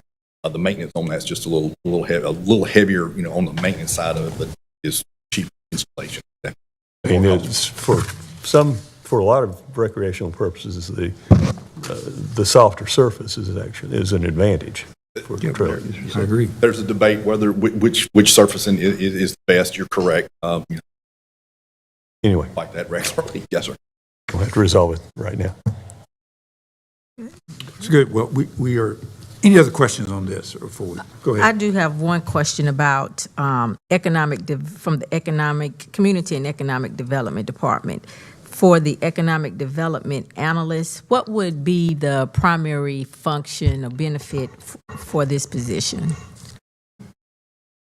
Yeah, let's let Kyle Haney come up and talk, because this would actually append to our contract with Greater Winston. This is not a county position. This is, yeah. Yeah, good morning. So this was a request from Greater Winston Inc. They would add an additional staff member. Essentially what they said was, with the amount of requests for information, projects that are coming through, this will allow them to respond to all of them more quickly and serve these projects a little bit more hands-on. So they were asking for that funding for the position, which would pay for the salary, not the benefits, but also they would cover the benefits, but they would also have some travel, some different site selector conferences that they would send this person to. So, and it's in the ASL side of the budget and not in the alternate service level, because we essentially contract out with Greater Winston Inc. that recruitment, retention, marketing piece, which you could do in-house. Some people do, but we've contracted. Yeah, in the presentation we had last week from the Winston Business Inc. They're doing a lot of stuff. I mean, I thought it was well done and got it organized, and there's a lot of inquiries. It's just hard to get what does it take to reach closure to seal the deal? And yeah, I agree. I think that's an item of interest also. Yeah, I would be interested. I don't know if they could share this. Like, what is the incoming kind of interest from businesses to want to set up shop in Forsyth County, to where they feel like at this moment and as a forecast for later, there is truly a need for this role instead of right now. There's a lot of interest, but then a year later, that person is, underutilized. So how is this going to be more of a proactive position versus maybe right now we just have a lot of interest in Forsyth County? I think that's a great question. And they do have some data that we can provide, that they provided at the lunch a couple weeks ago, about where that flow is.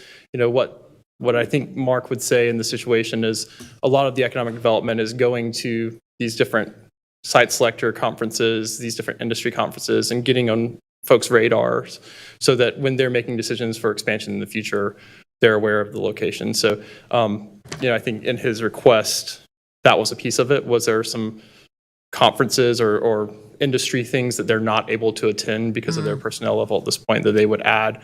I know in the biomedical space and the aviation space were two of the areas that they would be focused on. But certainly it fluctates. We've talked a lot about the availability of sites and locations here, which is one of the restricting factors. So, and then the economy. Yeah, I think the issue, you almost solve that if you had a contracted position versus an employed position. In other words, if they contracted with someone to do that work, then it could be based on demand. And needless to say, you're right, it's 18 months from now, we may not be having the calls that are coming in.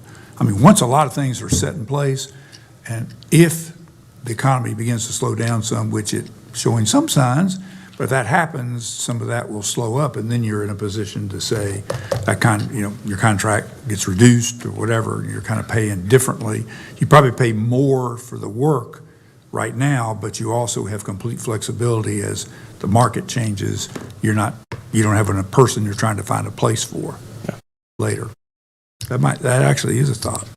Might be worth asking them what they think about that. That's a concern that was expressed, and what would be something in between on that. Absolutely. And also, I would just say, just for information purposes, we do provide Greater Winston-Salem, Inc. with $235,000 per year for the services that they currently provide. So just want to make sure everybody is clear about that. That's one I knew. Any further questions on just where we are now? We're kind of reaching a stopping point. I got a question, it's not going to take too long. General Services, Kirby can answer the question.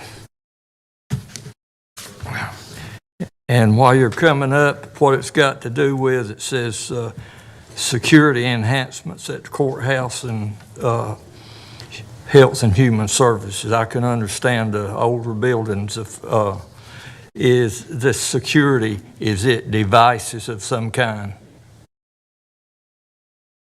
So, Kimberly is going to correct me if I start talking about the wrong item, because I want to make sure I am talking about the right one. So I think this is courthouse focused on the CPO positions, is that correct? Okay. So Is it, all I want, if it's those positions that's being asked for, then you can just, you don't have to go over that again.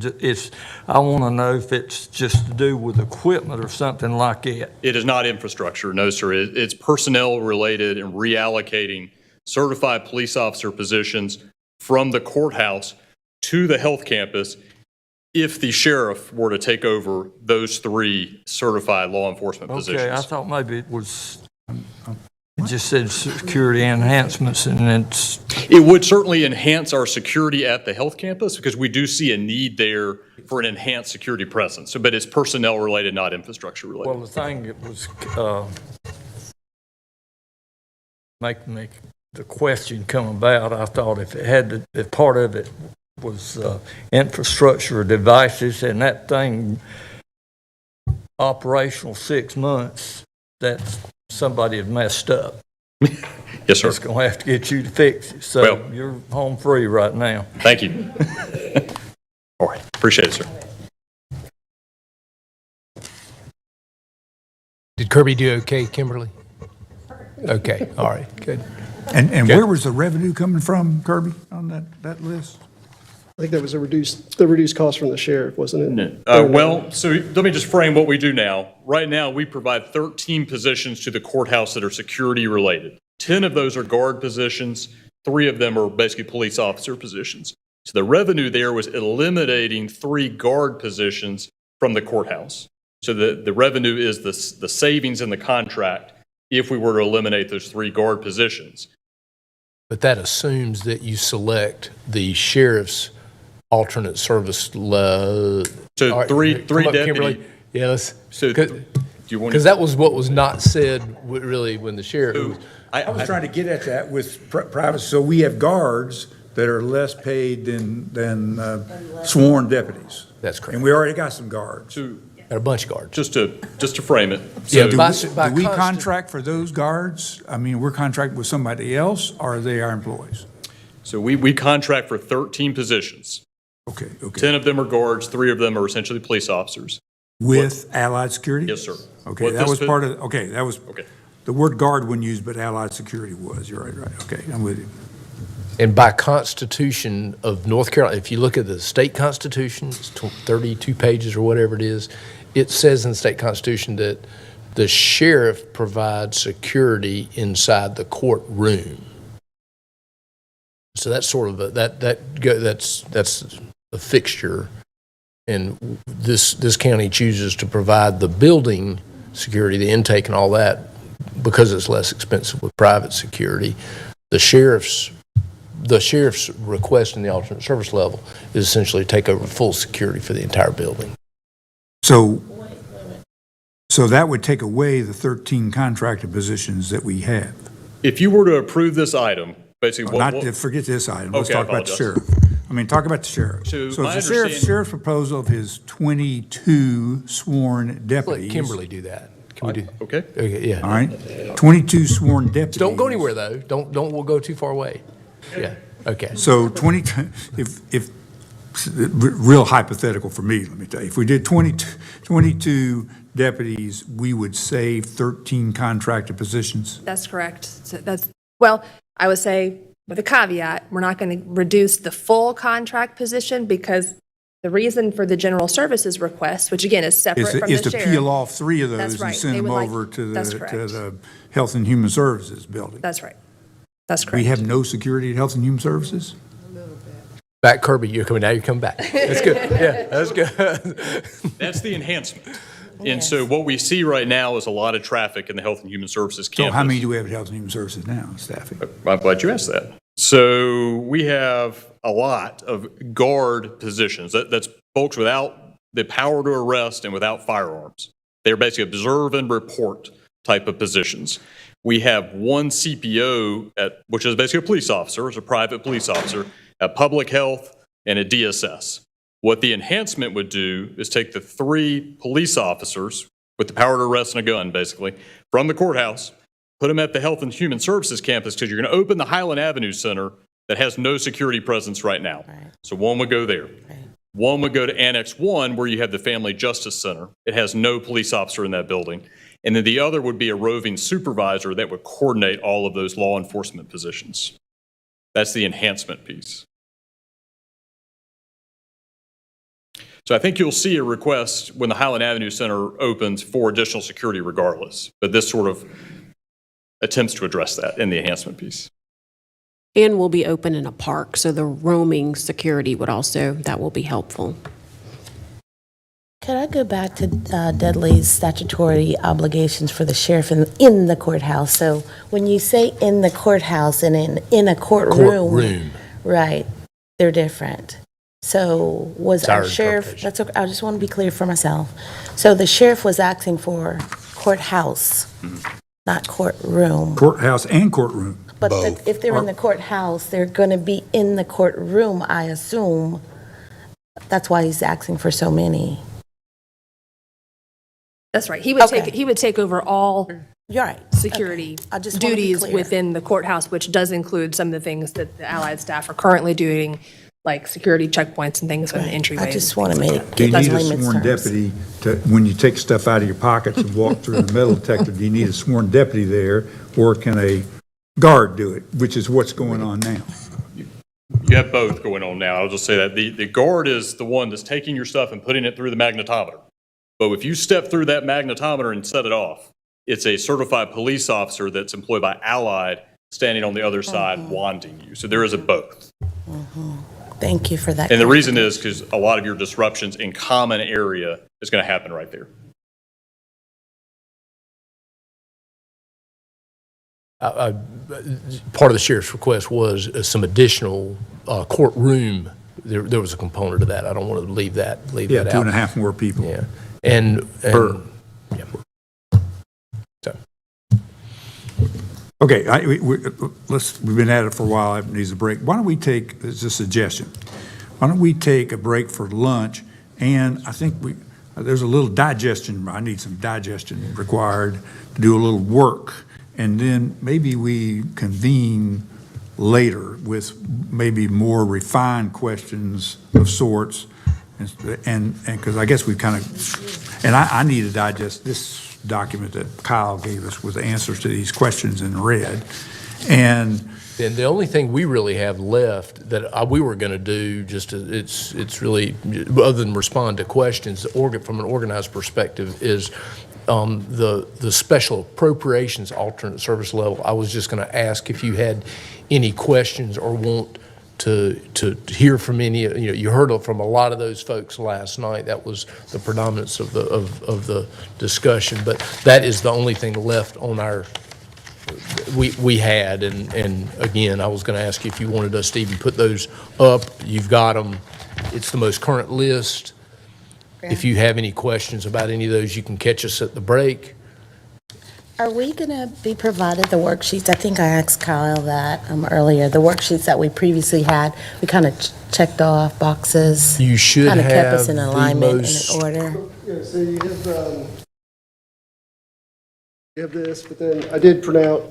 Oh, yes. Okay, great. This is just for the special appropriation. Yes, thank you. And then if you want one that has all the alternate service levels as well. Yes, that would be helpful. Thank you. Yeah, but this really is your most current worksheet with the most current numbers on it. So. Is there a time that we were scheduled to end today? Because I thought we were ending at noon. I have to get to work. Yeah, Maybe I'll today and call tomorrow in. both are sort of the. It's just all day. As long as you want to go at it. Yeah. So how long can you stay? Well, I thought I would be done by noon. I need to get to work, so I may have to just call in. Yeah. Well, I was going to suggest we reconvene at 2, is what I was going to suggest. And maybe we could,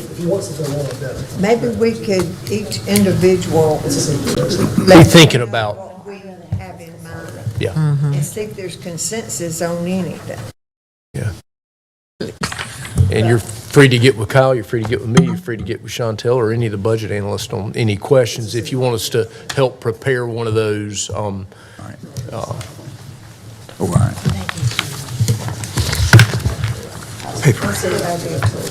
Okay, so let's try reconvening at 2, and we'll sort of see where we are.